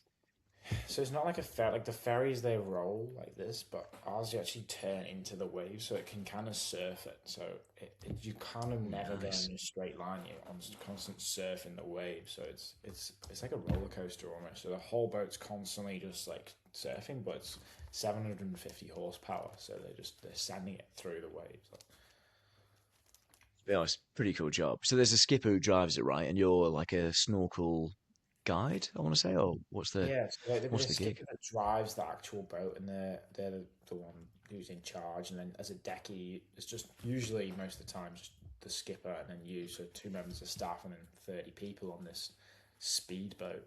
So you're the one who's going. So we do the beach. So we go over to Whitehaven Beach, Hill Inlet, go to the lookout and do the walk. So it's like an hour long sort of bush walk up down, have a look at the view, go to the beach, and then we do either 1 or 2 snorkels depending on the tour. So you just going around the Whitsunday Islands basically, and you're the one who's snorkeling with them. So you're actually in the water doing the snorkel. So you have a little GoPro and you're diving down, taking pictures of people and helping people with their masks and stuff in the water. So you're doing basically exactly what they're doing on their tour, but as staff, which is cool.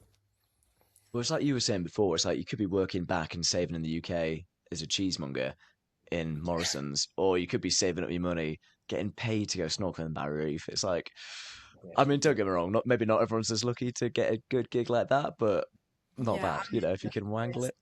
yeah, I'm definitely very fortunate to be doing the job that I'm doing. But yeah, you go out and you literally snorkeling on Barrier Reef, like spend your day like looking at a turtle. Like you be snorkeling for 2 hours of your day, and you're being paid for that time. It's crazy. It's nuts. And then I'm assuming for that as well, like, does it get repetitive? Like obviously here, sort of driving the ice explorers and stuff. I feel like it's still pretty fun. I still enjoy it, sort of into my second year now. But with that, do you find like it would get repetitive, or are you still loving it My just as job is much?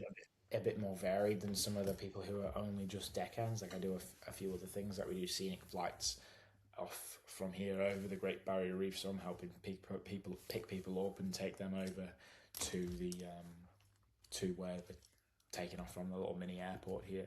So it gives me a few different days where my week's kind of stretched out, where we're doing different things. But generally, when you're on the boats, it's the same day, but the people are different, so you always have a different vibe. You're always working with different skippers, and the conditions are always different tides, different weather, whether it's raining or not. You're different snorkel spots, so we're not always going to the same snorkel spot. You're going to the different snorkel spots every time, so it's constantly different. So it doesn't That get is boring. good. It's always fun. Dream job. And then we mentioned there as well, you were saying obviously, so if you go into the Philippines to see people you met in Canada, then when we are having our little chin wag during the break, you guys were saying you met people who we, used to work with here in Canada as well. I think that's the awesome thing, isn't it? You build like this network, and then every country you go to, the more you travel, the more you be like, oh, I know this person from this country, and you get your own little tour guide. It's just such a good snowball, isn't it? It is. It's crazy that how many people you know from all around the world, and like especially like you'll get it a bit with work, but every day I've got 30 people and they're from different parts of the world. Literally, you could have a boat which has got people from everywhere, like South America, North America, Europe, Africa, in one boat. You could get all them different people and they're all there together. So you're getting a conversation. I just spoke to that guy who's from Argentina. I just spoke to that guy from South Africa, and they're all next to each other, and you get a really good perspective of different places just by talking to people and what they do for a living. And it's cool, like, to have that many people you talk to. I suppose as well with that, I think that's partly why I choose my countries. It's like, when you meet loads of people, like you obviously end up in Oz, you met cool Australians, you're like, I'll go to Australia, I'll hang out with them. I don't know about you guys, and saying Philippines, right? You just meet enough nice people. Like, if there's Hmm. that many nice people, it's got to be a pretty cool place. I feel like it's quite a good way to kind of plan your future trips, eh? 100%. Yeah, like I work with one girl from Chile, and the way she talks about Chile, I'm like, well, I want to go, and then Corbin's like, Yeah. I want to go to South America, so we're very heavily weighing that option. Yeah, like we must meet a lot of people from South America, Chile, Argentina, stuff like that, and they're all so nice. And then they hype the country up so much. Oh, you got to go. You got to do this, this, this. So then you start building a list of places you want to go, The bucket list never and stops then expanding. the bucket list never stops. Yeah. Expensive hobby. That's the issue, isn't it? Just makes you want to travel more. Yeah, I know. but that's also like kind of where like the remote work starts to go into. Like we've both been trying to like build like our own little things. They're slowly coming together, but they're not like the big money maker. So Well, actually, that's a good point to go on to. So, Corbin, if you can, I'd love to chat about your game. So, obviously, for us, when you're traveling in a hostel, I feel like it's great. And I don't want to sound miserable because I love hostels, I love hostel life. But after a while, the conversation can be a bit samey, isn't it? It's hi, where you coming from, where you going to. And your game is honestly like the best idea I've ever heard. So, are you happy to share the world your card game? So, I think it's such a good idea that would kind of, I feel like it'll bond people more quickly in hostels and sort of the traveling world. So, you happy to tell us more about it? Yeah, 100%. So this is Stretch card game, Stretch the Travel card game. So I produced this with one of my other friends from the UK who I did a bit of traveling with a few years ago. And we kind of been working on this idea for like, what, 2 years, I guess, now? A long time.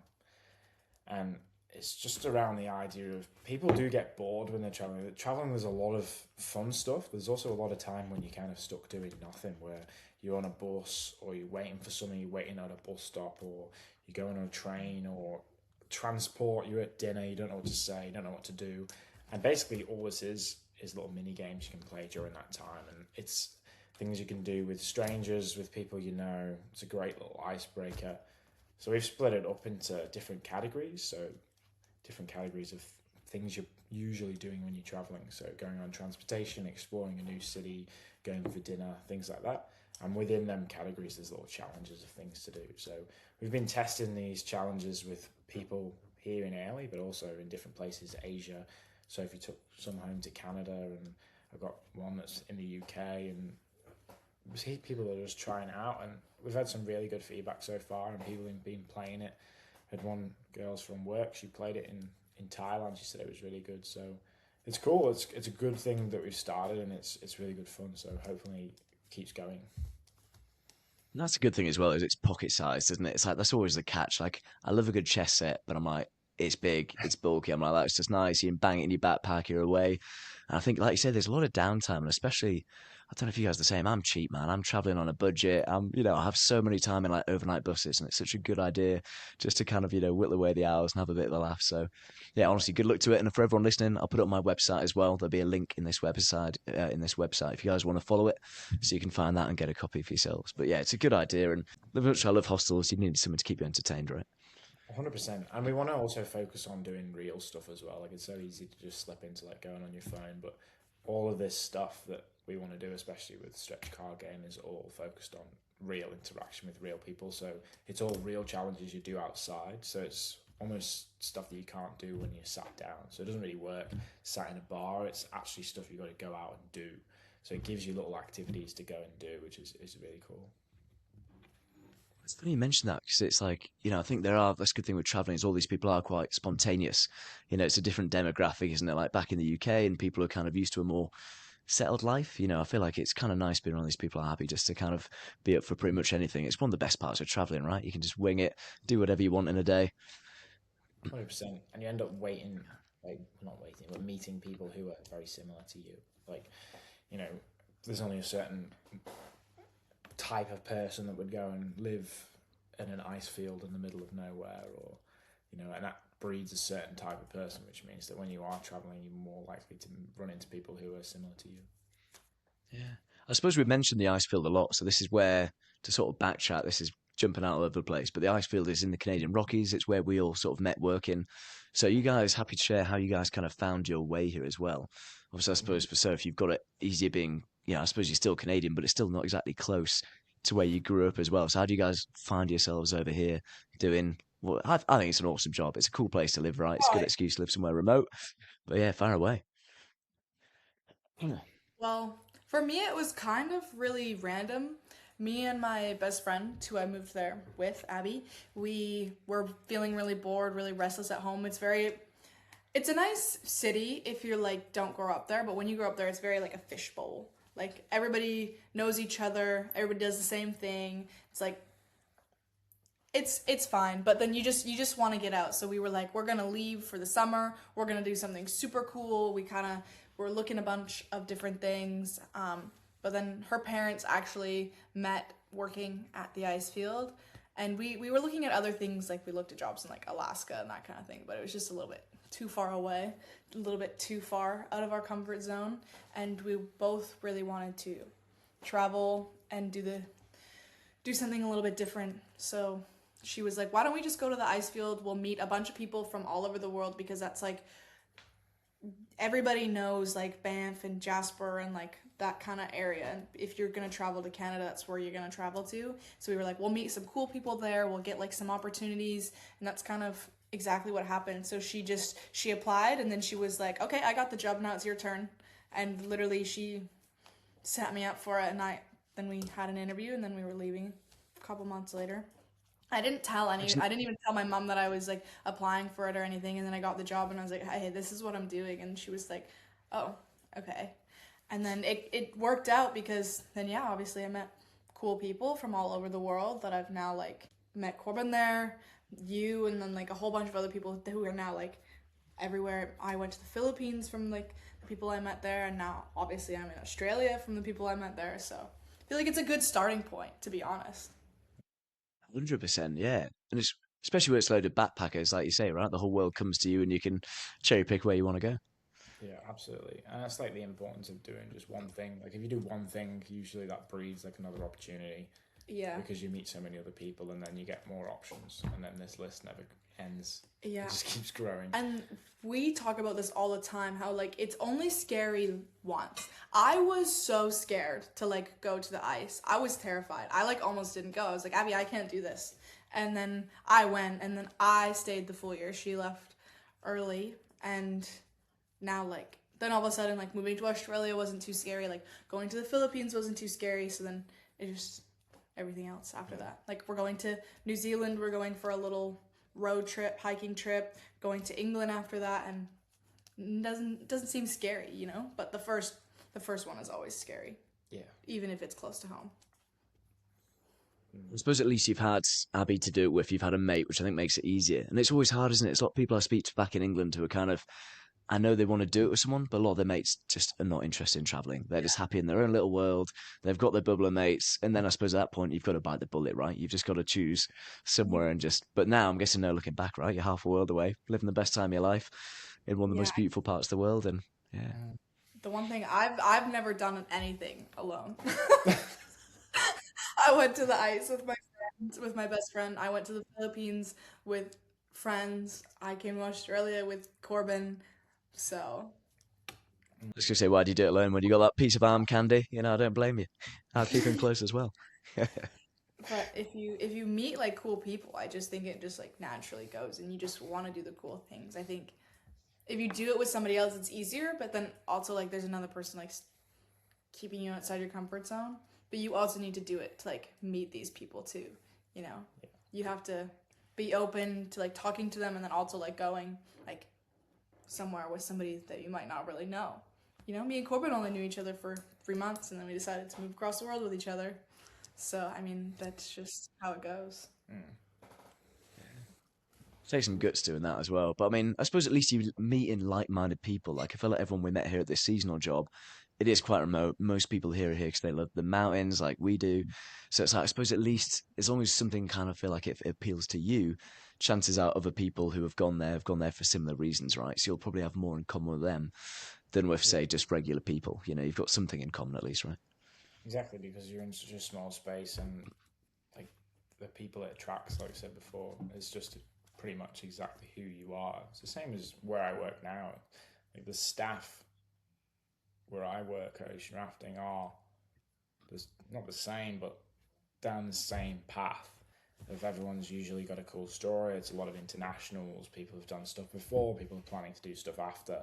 So you just end up in the same group, and it's cool because you're in a different place, but you've got people who you can relate to. And then yeah, you could just piggyback off their ideas, right? The amount of people you meet in hostels or through work, I'm like, oh, like you guys, I haven't been to the Philippines yet, but you know, if I go that way, I'll be hitting you guys up for recommendations, and I'll be able to, you know, sort of Yeah, piggyback off that. And like you guys say, meeting all these Chileans, thinking, oh, Chile could be a good bet, and then you know, you've got mates down there for when you rock up and arrive. yeah, literally. Exactly.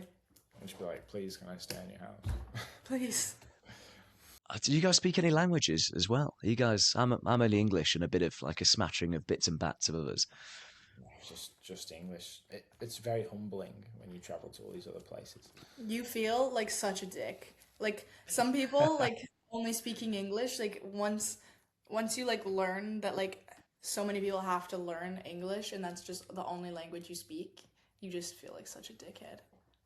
It's kind At of least embarrassing, isn't it, when you meet Europeans who speak like five, and I'm like, God, I can barely speak English, you know, on a good Yeah, day, yeah. like.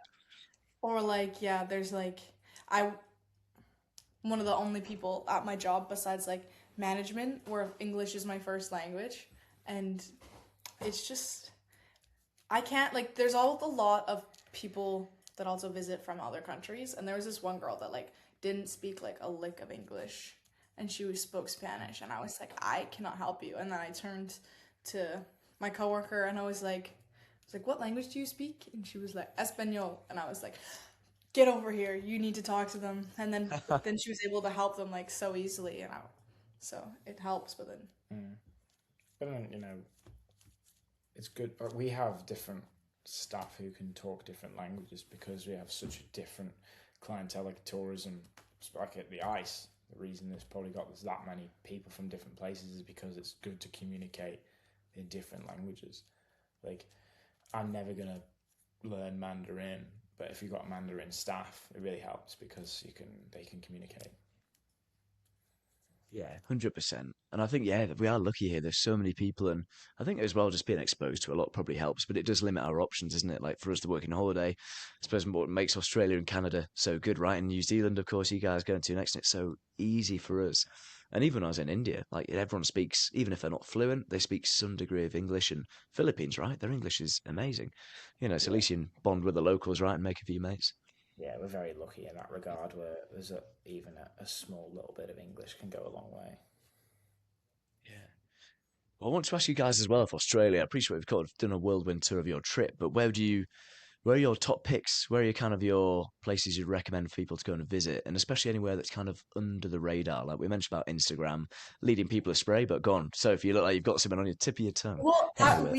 we stopped in Rockhampton just for the night we weren't really planning on doing anything there but then in the morning before we left to go finish our journey to Sydney Corbin was like I think we should do something so we just went on Google quick and then we did this cave tour it was like a 45-minute tour in the morning and it was so cool and like everybody that I've heard that like has gone to Rockhampton I'm like oh did you like do the cave tour there and they were like no I've never even heard of that I'm like man you should have went because it was so cool you learned so much history about the caves and then at the end like they talked about the acoustics and then they like turned all the lights off and then they played this song like Hallelujah and it was like it was just such a cool experience and it was just so random and that one I've never even heard of before and it was really an unexpected thing but I think about it all the time and it was a little cool Yeah. adventure. So apparently this cave outside of Rockhampton, which not many people visit, this is like drive a little bit out of Rockhampton, and you arrive at this centre, and they just take you underneath into this cave system. But the floors and some of the walls are actually made by bats. So over a long period of time, bats have like basically pooed all over this place, and it's Nice. formed solid floors. And you're walking on top of what is bat poo, and underneath you is just a huge cave system. So you're walking on this on top of bat poo, which is supporting all your weight, which is crazy. So it's hollow. So if you bang on the floor, it's hollow underneath. And they take you Jesus. all through this cave system, and then you get down to the bottom. And they've basically built what is like a church in the bottom of this cave system. And there's pews down there, and they host weddings and stuff in the bottom of this bat cave. And No way. we all sit on these pews, and they've got these tiny little lights up in the top part of the cave, and right in the top part of the cave, there's all these bats just chilling, like in the roof of the cave. And then they turned off all the lights, play Hallelujah, and supposedly the acoustics in this random bat cave are better than what's in the Sydney Opera House. Yeah, I think if I'm remembering it like accurately, the best acoustic is like 2.4, and Sydney Opera House is like 1.6 or something, maybe 1.8, and the way. acoustic there was 2.2. I don't know. I have to find the statistic, but it's supposedly better in this bat cave. But it did sound like surreal. It was so cool. And then like the fact that they turned out the lights so it was like exactly pitch black, so you couldn't do anything except focus on like the music. And it was really cool. So Well, it's funny you saying that people go for it and have never heard of it. Because I've been through Rockhampton, I've never heard of this either. So this is news for me. I've never even on my radar. Yeah, But so many people stop there as just like a road trip because it's like in between. it's like the get away to perfect Sydney. distance between here and like the Gold Coast. Like people are like traveling all the way down. Yeah. That's a good one to know. And it's something different as well, I feel like. There's some cool caves, sort of Canmore, weren't there? To Sydney. I think Rockhampton is. No, it's not. It's think- 400 and something kilometers from here. Is it? Yeah. Damn, as if you know off the top of your head. I can do time, I can't do kilometres. That's impressive. There's a sign that's outside Proserpine, and it's like Mackay, Rockhampton. And Oh. Rockhampton's like 460 kilometers or something. Oh. Never mind. I don't know where it is. But I know the caves were really cool. Yeah. And then Well, that's my issue with Queensland as well. Not issue, but like, you mentioned Mackay there. I feel like there's Mackay, Yeppoon, all these like beautiful coastal towns. And I feel like you almost get spoiled. Like they're so beautiful. They've all got like a nice lagoon, like a swimming pool, and then a beautiful beach. And I feel bad because now some of them are sort of blurring into one. So I feel like they're all just so picturesque, aren't they? And pristine. It's just unreal. Yeah, it's Yeah. crazy. There's some cool places on the East Coast. and like even Cairns, like everybody goes to Cairns to like do the reef, but we went to Fitzroy Island and that was really cool. And we saw the reef, but then we were like really debating if we should like stay an extra night to do the outer reef. And we did, and it was Yeah. it That outer unreal. reef is like the best thing I may have ever done in my life. Like, we want to go further north and do it with the Daintree, like Cape Tribulation, and do that later in the year, in August time. But the outer reef, so you got two different types of reef in Australia. One of them is fringing reef, so fringing reef is attached to islands that's tidal. So as the tide rises and falls, that reef sometimes will drop out of the water, so the top part of it can die basically. But generally the reef is just attached to the island. But the outer reef is when you see it on a map, you see the coast of Australia and then that reef that's out like this, that's the outer reef. So the further north you get in Australia, the closer it gets to the coast, so the quicker you can get there. So like on an ocean rafting boat or speedboats in Cape Tribulation, you get to the outer reef in about 15 minutes. Oh, wow. But on a ferry, how long is it from Cairns? It's like an hour and a half. I think it took like an hour and a half, almost 2 hours to get to the outer reef. Yeah. But they fed us and everything. So it's a long way out there, but it's absolutely outstanding. The reef is just crazy. You get in the water straight away, and the visibility is like glass. You can just see like all the way. It's like if you're looking all the way across a room. It's amazing. It's like absolutely crazy. You get in and it's like some sort of visceral emotion. It's just the craziest thing Yeah, ever. it's like whatever you picture in your head, what the Great Barrier Reef looks like is exactly what it looks like on the Outer Reef tour. Yeah. Like the Inner Reef tour was like it was cool, or not the Inner Reef tour, but like like The fringing reef. It's really cool and it's really good to see, but Outer Reef is just so much different. Yeah. We're Fringing talking reef more sea life as well, more fish, more funky animals, that kind of stuff. depends where you go. Like some of the fringing you're reef lucky. we go to here is phenomenal, but it has to be very good. It has to be the right conditions. But on the Outer Reef, when we went, I've never seen visibility like that in water ever. It's just insane. Well, I feel like it does almost spoil beaches. Like I've travelled a lot and I've seen nice beaches everywhere, but I feel like the ones in Australia are just so much better than anywhere else I've seen for just being, because they're just so clean, right? They're clean, they're well kept. There's like no one on a lot of them, and then yeah, with the reef as well. And I never got over to the west. I don't know if you guys are planning a trip out to like Ningaloo and stuff like that, where it's got the whale sharks. But for me, I It's never got that far over. It's on the list, but it's so big. Like we really wanted to do a trip like this month to there, but we want to go to Esperance and we want to go to Exmouth, like in the Ningaloo Reef. But those are on opposite sides, so You need a long time to travel that side of the coast, and basically with budget we were choosing between New Western Zealand. Australia or New Zealand. We just think New Zealand is probably a better option for us right now, just because it's the mountains and stuff, and we really want to do that.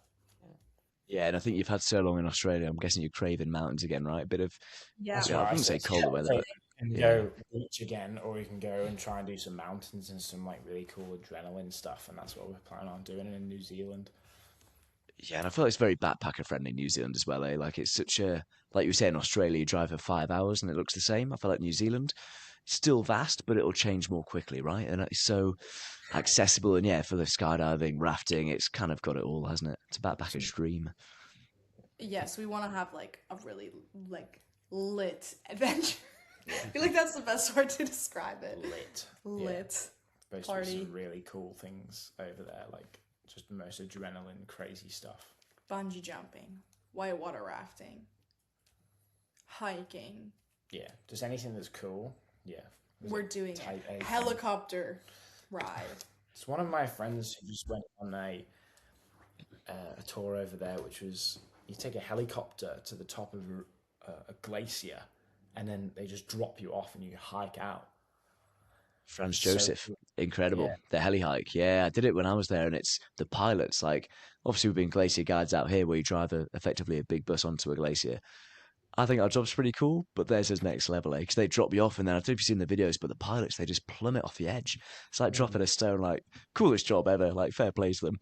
But yeah, you'll love it. past they've been in the military flying helicopters and then go over there. Little Yeah, cheesy retirement job, living the dream, get paid to look at glaciers. yeah, Yeah, and I felt like the people are nice. I remember hitchhiking around there as well, and it's like I always judge how nice people are by how easy it is to hitchhike. And I say New Zealand and Taiwan are like Taiwan might just clinch it because you could literally hitchhike in the wrong direction and get picked up. But New Zealand, like the best people, and Taiwan, like just yeah. And to be fair, Aussies really good as well, and they're a good bunch, like you were saying. But yeah, there's That's next level laid back. yeah, awesome. Well, we're looking forward to it. Should be fun. Yeah. Well, yeah, so in terms of you guys, then New Zealand, and then see how you go, sort of, I'm assuming budget wise and people that travels. You mentioned South America, and I think that's a good thing about you guys starting so young, right? It's like, well, you can just be spontaneous. I feel like when you hit 30, everyone's getting married and having kids, you've got these commitments you're kind of getting dragged back home for. Oh, speaking of, you are going to England, aren't you? So you've got that to look forward to.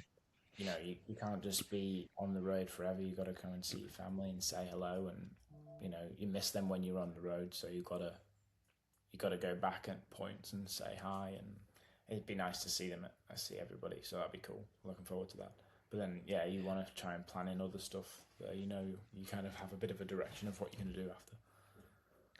Yeah, and I suppose for you, that'd be first time meeting the family, right, Sophie, for Corben Yep. side? I'm After all actually this really time, excited. is it 2 years now you've been dating, and then because you've been Why? traveling all the time? Yeah. Well, yeah, we've been over here for over a year. It was a year and a half now. Longer than a year Yep. and a half. Longer than I think it's been a year just over a year and a half. ish. And then I went home for 3 weeks in between Canada and here, but yeah, I was in Canada for that period before, so it's been a while. Yeah. Yeah, I'm curious what you think when you go back. Like, I don't know, when I went back, I forgot how much I missed the place. Like, it is I love Go the back. UK. It's a good place, good history, good people. When did you go back? So I went back for the first time I went back just over the winter. So I planned to go back and then go to Arabia and then ended up spending a bit of time working on this little website I've been working on, which I fired off. And then also, obviously, the whole Iran thing kicked off. So I was going to go to Oman and Arabia. And then they started cancelling flights and I had to be back here for work for the seasonal gig. So I planned to go that and end up just spending probably about 4 months back in the UK. It's the first time I'd probably been back in 4 years. And it was really good. It was just good to be back and chilling out, seeing family, and like, you can have your WhatsApp calls and stuff, can't you? But it's not the same as being sat face to face and sat opposite someone. So yeah, it's good. That's cool. Yeah, nice. Where did you stay? You stay with mum and dad or? So, yeah, kind of. It's mum and dad for a bit, but they're like West Cumbria, so they can see the Isle of Man from where they are. But then my brother and his missus, they're in Leeds, and a lot of my mates are Leeds. So I'm from like North Yorkshire, but then spent 8 years in Leeds because you know what it's like around that way, not much work. So yeah, a lot of my mates around there, and I ended up going to stay with my brother and his missus for what I thought would be like maybe 3 4 weeks, and then I'll be off on my travels again. End up turning into probably about 3 months. So I feel bad for just completely third wheeling their marriage, but I had a great time. I hope they did as well. Yeah, binge watched Harry Potter. Hadn't seen that ever, so that was kind of an education. But yeah, it's just good to be back, and I think the culture is different as well. Like I feel like the Aussies are very laid back, and I feel like our humour's maybe a bit more dark than in Canada. Oh yeah. Um, yeah, yeah. You guys are a good bunch though, so don't take that the wrong way. You I'm guys are not. all right. Do you mind me? I'm not offended. That's good. But yeah, Yeah. Yeah. Also, thanks for coming on, guys. I was going to say one final thing. I wanted to ask you guys for advice. Is there any books you'd like to recommend? Any nuggets of wisdom for travelers? Any sort of wisdom you'd like to share for the world? I appreciate I'm chucking you guys on the spot. Do I don't read. I think my dad would always say never start a list with a number because don't say I've got two things to say. Just start. But my first thing would be if you're gonna start traveling, do consider a working holiday because it gets you out straight away. And if you're eager to travel and eager to go and experience stuff, but maybe you don't have the financial backing or the savings to do it, definitely consider a working holiday off the gate because it gives you a really good footing to learn something, but you've still got the stability. You've got a job and a place to be and friends and stuff. And even if you go through an agency, really good option. So definitely consider a working holiday because it gets you out there in the places you want to be, but also earning money. So you get to experience some good stuff earlier instead of thinking, oh, I've got to work for 2 years in a job I hate, in a place that I'm not happy, to then afford to go and burn through all my savings. Just go and do something cool whilst you're working at the same time. So, Yeah, I think that's probably the best one to do it. I feel like that's what I've done the whole time because like I went to the ice and I was working, but I was also like in a cooler place than where I lived, and Yeah. then doing cooler things, meeting cooler people.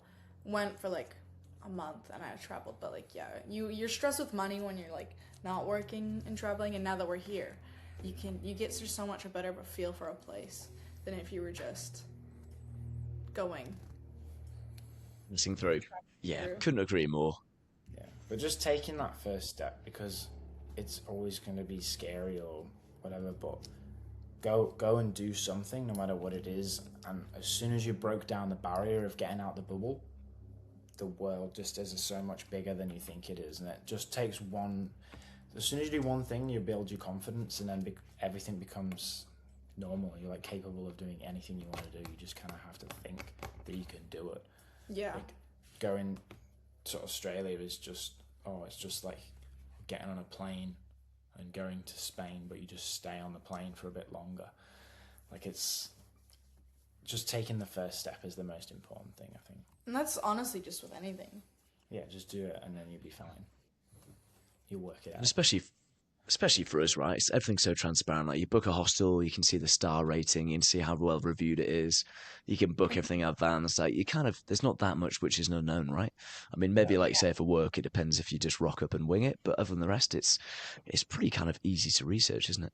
Yeah, and nowadays, like everybody, there's always at least one person who's probably done what you've wanted to do and like, what you want to do. So like, yeah, it's not like it's unheard of. You know, you're not the first person to travel. You're not the last person to travel. no, and there's people that are there to help you online, and you will meet people. If you're by yourself, you've got no choice but to meet people and talk to people, and the skills that you gain from going out and doing something that's completely different and having stories to tell people is it's invaluable. It's Yeah, the amount of it sounds so silly to say the amount of like growth you have from travel, and it changes who you are, but it does. it Like does. it changes what you think is possible and what you can do with your life, and going experiencing different things and seeing different places and talking to people from different backgrounds and who do different stuff with their life, whether it's their job or how they live, gives you a lot of inspiration of what you can do. And more people are keen to help you than you think, I feel Yeah. like. Like you think they're like, "Oh, I'm doing this alone. Nobody's going to help me." But like if you just ask, so many people are so nice and they're always willing to help, especially like if you're really like down in the dumps, like you'll find something, you know. Yeah. So, you know, Yeah, and I I, think I, you made a good point before, just incremental, isn't it? You've gone to the ice fields, you've gone to Australia, and then you'll just keep snowballing from there. And you don't have to do everything at once, right? You can just build up to it over time and, yeah, ease Yeah, into it. it doesn't have to be a big thing. You can definitely ease into it, build up to it. yeah. And I feel like you're like with other people, and you kind of hope that people will come and talk to you, but other people are probably hoping that you'll come and talk to them too. So just go Yeah. and talk to people, because most of the time they're probably thinking the same as you. And I suppose for them, you're a resource as well, right? I suppose, you might get help by them, but equally they'll be interested in what life's like in the UK or Canada. And, I Yeah, suppose they're curious. Like you see all these Aussies coming up to you, want to either have been to or want to go to Whistler and Banff. We all just, I'll be honest at this point, they might as well get rid of visas for us. The amount of us that just what do rotate, you think? I make our know. lives easy. Yeah, the amount of conversation though you can get out of someone in 20 minutes, people feel comfortable with you pretty much straight away, as long as like you have a normal conversation, and people want to talk to people, especially If you're nowadays. confident and yeah, normal, then lots of people want to talk to you. You know. Yeah, I people, even if you're not normal. but a lot of people are like starved of human connection. People do want to talk to other people, so start off by talking to someone, and they'll probably be like, "Oh, sick, yeah, I'll talk to you." And I think it's funny, you guys saying obviously you drove all the way from the east to the centre of Australia. I have so many mates back home where they're terrified of sort of losing their job. And when you've been travelling, you're like, I'll be fine. I can move abroad. I can drive halfway across Australia for work. You kind of get so much more resilient and happy just to go with the flow, and Just you get to so much more figure it out. confident. It'll be fine. That is definitely one thing that I was scared of. I was like, oh, like, what if you can't get a job or something? But then once you do it once, you're like, oh, it wasn't that hard. And then like maybe even like the second time, it was a little bit harder the second time around, but it still happened. So I mean, you'll just always work it out because you have to. So, Yeah, like, you got no choice. You will work it out. It'll be fine. Yeah. And you get used to it, right? Like you said, it's rejection therapy almost. And now, if you're working in sales, you do get used to it. It is kind of brutal at first, isn't it? But after a while, and I think as well for your jobs, you're probably doing different jobs than if you'd stayed at home. There's all these like snorkeling and oh, stuff like that for a living. It's like, God, not in a million years could you do that back at home. And then you're doing all these random jobs that you wouldn't have dreamed of. yeah, I don't think I would have started doing like obviously I'm just working a restaurant job like here as like my 88 days and like my stability, but the other things that I'm doing, I don't think I would have done if I was at home because I wouldn't have been like wanting to learn different things and like wanting to No, try new things.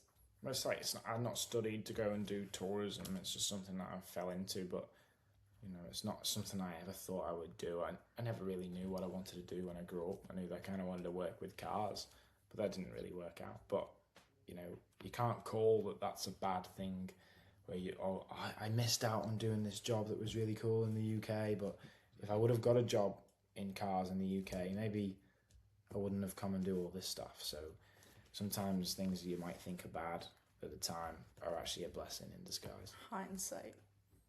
Yeah. And it's also like, well, what if you'd worked in cars? I mean, like, like our parents' generation, you get the gold watch, right? You work at one company for 40 years. Whereas I feel like if you've been a backpacker, you'll get all these random little skills. It might be you get a career for 20 years and then maybe AI takes your job. But then because you've got all these past life experiences, maybe you can retrain more easily. It's turned into a career podcast. But like all those random little skills, I feel like you never know. They'll circle back at some point. Like, I think that is like what I feel like the sociable and like confidence skills is just something that Yeah. you can carry into anything. And if you're sociable and confident, you can probably do any job, or at least talk your way in any job and learn as you go. Yeah, pretty much. good on you. Well, in terms of next steps of how to find you guys, are you happy to share your public Instagrams if people can want to track you down and see some more? Yeah, so, well, with the card game, if anyone wants to check out the card game, that's at Stretch Card Game. So you can do stretchcardgame.com and Stretch Card Game on Instagram as well. And then personally, my Instagram is brown_Corben. That's probably the best one to follow, just because we're going to be changing a few things around as we've got a few more projects in the pipeline. So all them projects are going to clump together as one. So we'll have the card game with a few other things, which are going to be really cool experiences.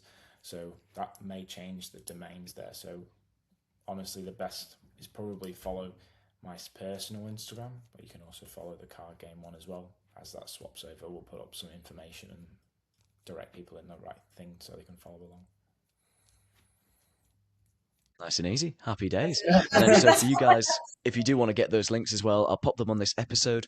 So if you go on my website, andyago.com/podcast, you'll find the episode and down there as well. You can find links to the card game and to their Instagrams on there as well. You can also check out my travel guide as well for Australia with cool things to do. So feel free to check those out. Honestly, thanks again for joining, guys. Thanks for your time and enjoy the rest of your travels. Oh, well, thanks Andy. This was so fun. Yeah, thanks for It was good to catch up with you too. Likewise, it's been long overdue. You're looking a lot more tan than I am. I'm jealous until you've been down under. I'm not. I'm still see-through. I mean, we are English, This is this is Corben's tan. Yeah, it suits it. It suits it, Yeah. All right. Well, thank you so much for joining, guys, and we'll catch you on the next one. See ya.